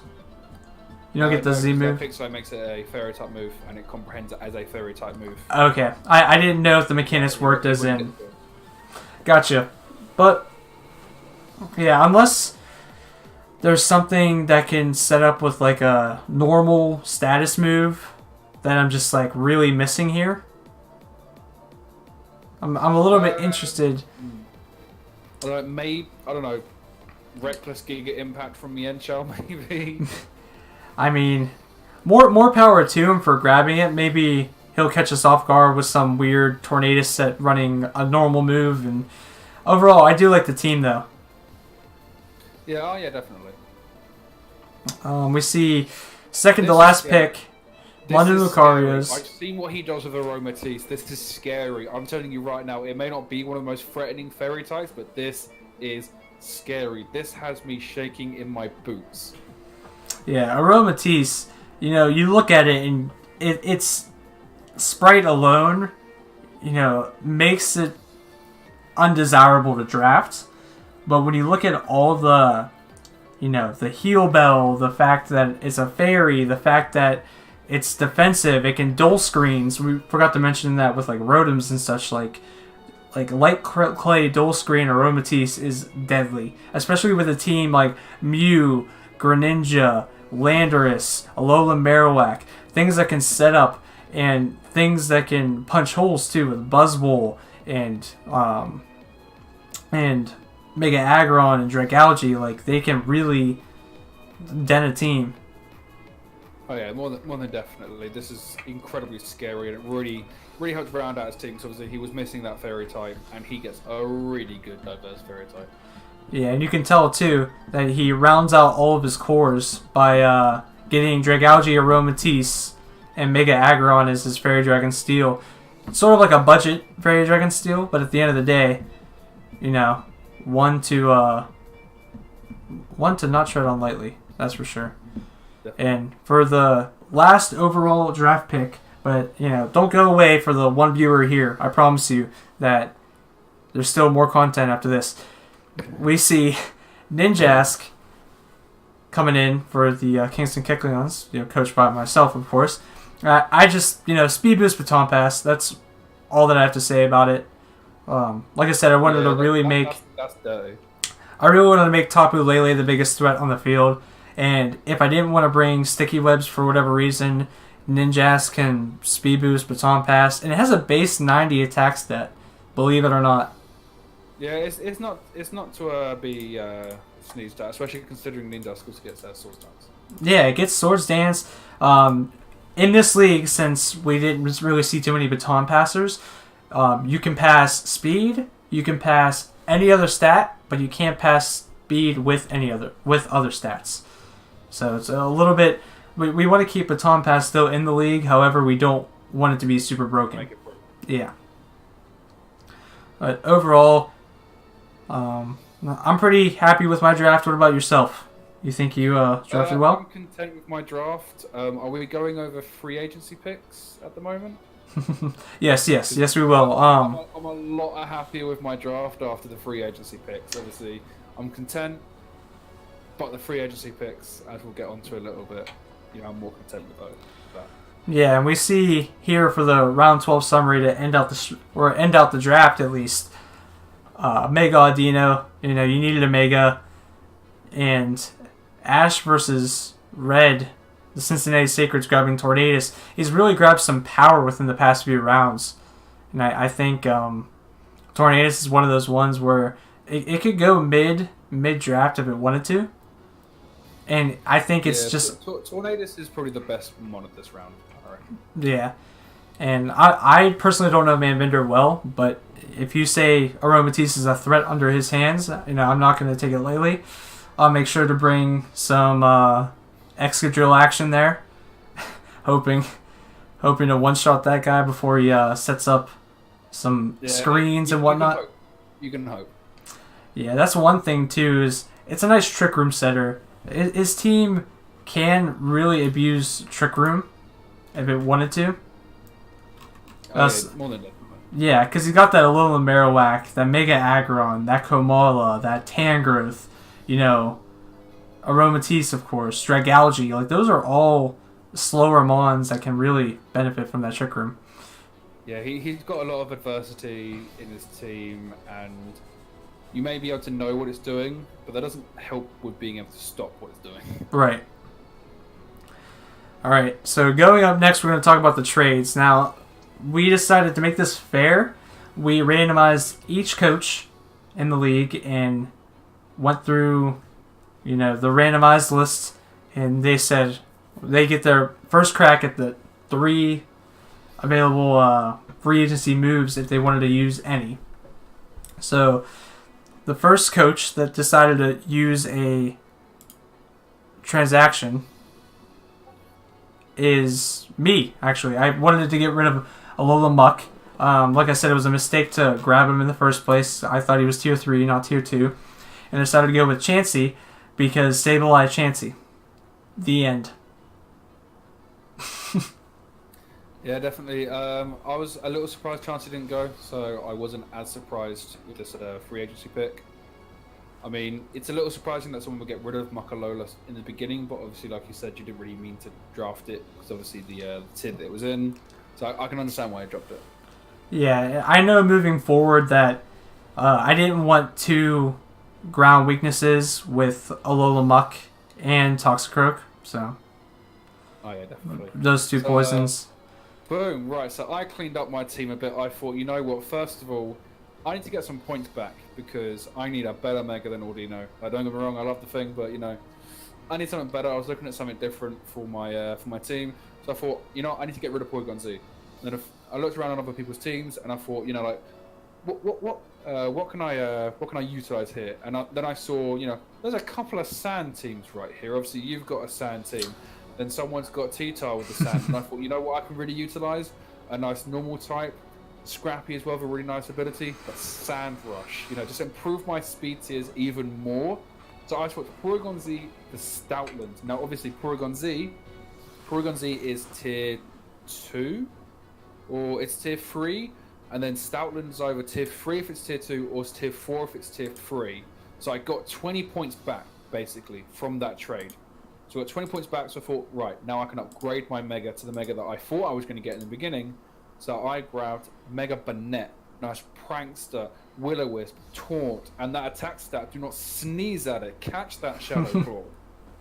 No, I feel like Mega Banette had so much more versatility than the Mega Audino did, and obviously I was looking at Mega Banette from the get-go, because I've seen how powerful it's used, gave me that points to grab more very much offensive mons, and then obviously Banette on its own can also do work as well. Obviously Prankster, get that Taunt out there, boom. No more Will-O-Wisping, no more Toxicking, your hazards, get rid of them, who cares about them in the long run? Yeah, that's a second Prankster user for you, and to top it all off, that 165 attack stat with things like Poison Jab to really, take care of some of those fairy types that Ferrothorn might not be able to. It is a solid little niche move, and Prankster with Cotton Guard, Destiny Bond, Will-O-Wisp, Toxic, oh jeez, I don't even know. It gets so much status. You're gonna find out. You're gonna find out. Taunt, right? Taunt? Maybe Taunt? I don't know. Anyways, our last transaction, we have the Saddle Seadros dropping their Braviary pick and picking up Gourgeist. Now, Gourgeist, out of tier 4 is one of those mons that has 3 forms, so that's pretty cool. You can run it faster or more bulkier if you want to. So it's 4, isn't it? Tier 4. Small. No, yeah, but the amount of forms it's got. It's 4, right? Small, medium, large, and extra large? I thought there was only a small, medium, and large. I think there's 4. I'm fairly sure there's 4.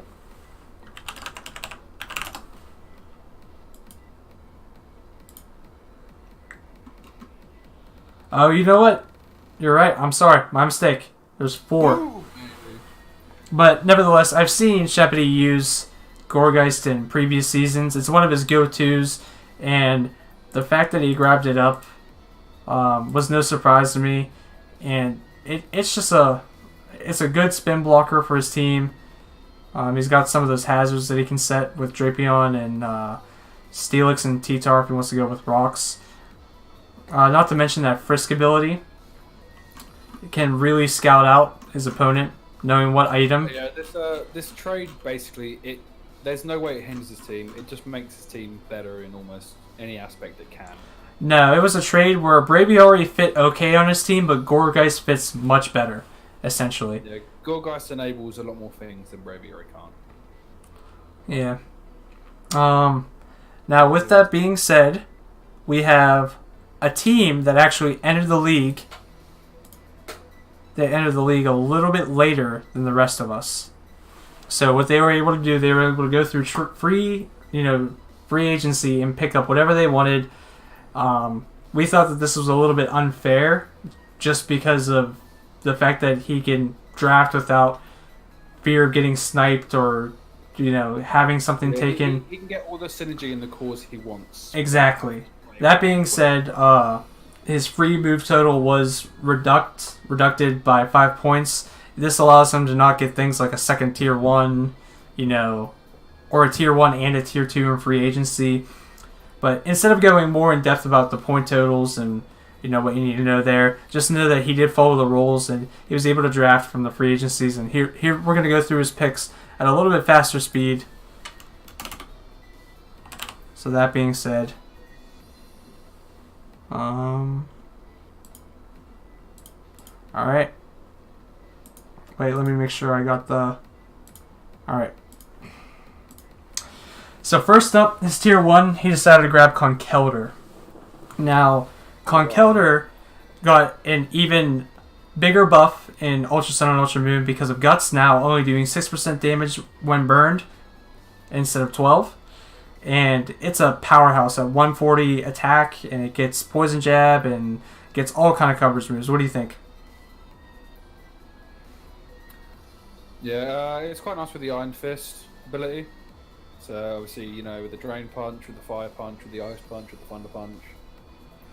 Yeah, it gets all the elemental punches, and it's just one of those mons that... It's Mach Punch too, so there's priority for it. Yeah, it gets Mach Punch, and it's just overall a good tier 1. It should be valued there, and we'll see what he grabs, later to complement it. But we see Dragonite as his free tier 1, pick.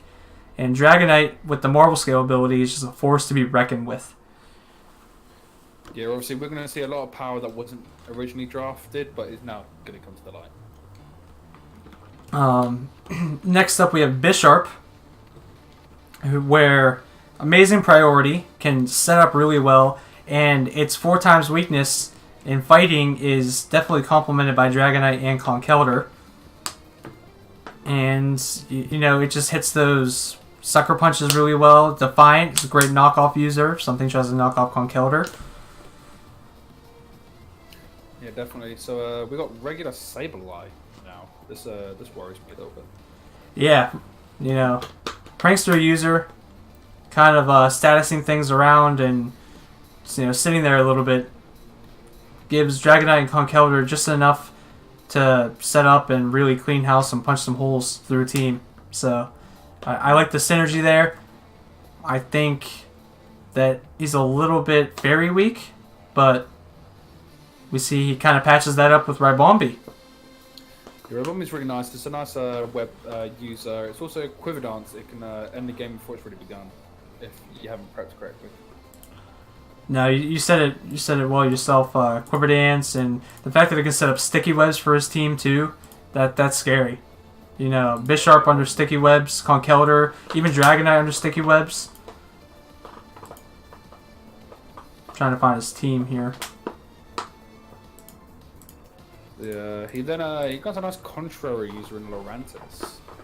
Now, I'm on this kind of slept on a little bit. Now Lurantis is, it's all right. It's a nice solid tier 4 grass type. I like the fact with his contrary, it can do one or two things with that contrary. It can Leaf Storm, and it can Superpower. So yeah. it can become a threat on two different fronts, which I find is really nice and versatile, and it doesn't get enough love. Yeah, really abusing that, contraries is something that, second to, of course, like, Superior. I believe, does Lurantis get default too? I could be mistaken, but... I don't think so. I mean, it's a defog abuser. Yeah, actually it does. And Ribombee gets defog as well, but Frostlass out of tier 4 is a fantastic, fantastic pickup. Just Spike's Lead, Destiny Bond, Ice type, Ghost type for a spin blocker. It's got some potential. We see... Delphox is quite nice. It's got that speed tier that he's been lacking a little bit. Obviously, Ribombee is quite fast, Frostlass is quite fast, Dragonite kind of base 100, 105. But everything else is lower than base 100s. This helps kind of patch a couple of holes. Plus, Nasty Plot, Substitute, Side Shock, Fire Blast, Grass Knot. It's here to hit something really hard. No, I couldn't agree with you more. I think the Magician ability is something, too, that, like, if you're a good battler and you know how to effectively use it, it could come in quite nicely. We see Drifblim, which is another ghost type. I'm kind of surprised to see this out of tier 5. Very, very bulky. Can defog, and yeah, it's a balloon. Yeah, definitely. Plus, its abilities are quite nice. The Flare Boost, not really been used, but that Unburden is quite nice. Yes, I forgot about Unburden. It even has Aftermath, too, if you want to run that route. I know most people like to go the Unburden route. We see Throw. I don't think I've ever seen Throw really drafted. And you see Sork drafted more than Throw. Right. Yeah, I mean, Throw... Throwing away. Yeah, with Guts, Mold Breaker, and Inner Focus, I'm kind of surprised he doubles up on fighting types with Conkeldurr and Throws. They pretty much do the same things, in my opinion. And Mega Absol rounds out the team for a nice Fairy Week team. Yes, a very nice Fairy Week team. Nothing really to resist it aside from, like, even Bisharp doesn't fare well against most Fairy types. But Mega Absol, base 115 speed, 165 special attack, and can be, physical attack, and can be special with 115. Special attack there. We see Vitinium Z to round out this roster as a Z Crystal. That's probably one of the Z Crystals that makes the most sense, as obviously he's got Conkeldurr, he's got Conkeldurr, he's got Lurantis, who can abuse it with superpower. Got Throw as well. He's got Throw as well. I don't know if, like, maybe Bisharp can use it. I'm not too sure. Maybe Delphox with a Focus Blast. I think he gets Brick Break. Okay. Bisharp, so he might be able to use that as well. So yeah, fighting EMZ makes a lot of sense in this team. Yeah, I mean, overall looking at it, he's got a lot of baton passers with, like, Absol, Drifblim, and Ribombee, and he's got the sticky webs, he's got spikes with Frostlass. The only thing I am concerned about is his only Stealth Rocker is Bisharp. So we're looking to see if maybe free agency moves will take place in the future. Yeah, maybe. I mean, he really does need to start rounding out that Fairy weakness. It's gonna hinder his team more than it is an advantage. Yeah. But with that being said, that's it. That's the official CPL Season 1 draft. This week, we're going to start battles. I don't know how many coaches are going to be uploading to YouTube if they decide to or not. We'll have templates for them. And this is going to be a DS league for the most part. I know there's like maybe one coach that might not be able to. We'll have to play through Showdown. But, things happen. It's going to be a quick season with only 7 games and then playoffs. everyone's going to make playoffs because of how short the season is. But we're hoping to expand further as a league. Hopefully, getting 16 teams for the next season in a few weeks here. Got anything else to say there, Carbonite, for the? Obviously, with only 8 teams, each of the drafts are looking really exceedingly powerful. Obviously, some of the drafts they went a little bit downhill till the end, but obviously every draft's got perks to it. Every draft's kind of got a little bit of a weakness to it. But I feel like I'm really excited to see what all these teams pull out. I reckon there's going to be some really nice, shocking stuff for week 1. And me personally, this is my first DS Wi-Fi league, so I'm one of those people that loves to click and move and then go, oh wait, no, cancel. What if I do this? Oh, click and move. Oh no, wait, no, cancel. I'm going to need to slow myself down for this. So I'm really excited to see the change of tempo on this. Yeah, I think that goes for most people in this league. They're typically used to the Showdown League, so it'll be interesting to see how they do switch up their I wouldn't say play style, but necessarily their play speed. Oh yeah, definitely. All right. Well, with that being said, we've been live for a little over 3 hours, so I think it's time to wrap things up here. Overall, I think the teams drafted well. I see a lot of strong, solid cores out the gate that are going to be hard to break. And like you said, with the teams kind of dwindling towards the end of the draft, it doesn't make them a bad team. It's just... Oh no! In no sense of the word is any of these teams bad. No, by any means. With only 8 coaches in the draft, it makes it so that nearly every team is going to have power. It's going to have substitutes if they got sniped. So I'm really looking forward to this season. Oh yeah, definitely. This is going to be great. All right. For those of you who've watched on Twitch, thank you all for coming out. Greatly appreciate it. And for those of you on Twitter, make sure, or not on Twitter, I don't know what I'm saying, on YouTube, make sure to subscribe as I do post content. Same with Carbonite here, or my lovely co-host. If you'd like to do any shout-outs, now would be a great time for that. So obviously, I do have a channel of my own. It hasn't had any streams as of late, because obviously I've had a very laggy laptop, as you've seen during this draft. Obviously, the moment I get that fixed, I might be getting an internet modem for my own room. So obviously that should help with the internet problem. So obviously I've got a laptop, so laptops aren't the greatest for streaming on, but I am working on it. But we do have a little under 10 videos at the moment. They're all nice, beefy, long videos as well. There's a few draft streams on there. There's a playoffs video. There's a lot of week reviews on there. So if you want to give that a look out, it's a Dual Showdown Battle League. Dual is in DUAL, and it's the channel icon is an Arceus with DUAL going around in the corners. So if you really appreciate it if you could give up the channel a look, give it a nice little like if you like the content. All right, perfect. And for anyone who didn't really catch that or doesn't want to take that effort, it will be linked in the description of the YouTube video below. So make sure you check all of our channel stuff and all of our Twitters and whatnot. So it'll be a great season. I'm looking forward to it. I definitely think what we can probably do for each other is if we feature each other's channels, that way they can bounce between the 2 channels really nicely.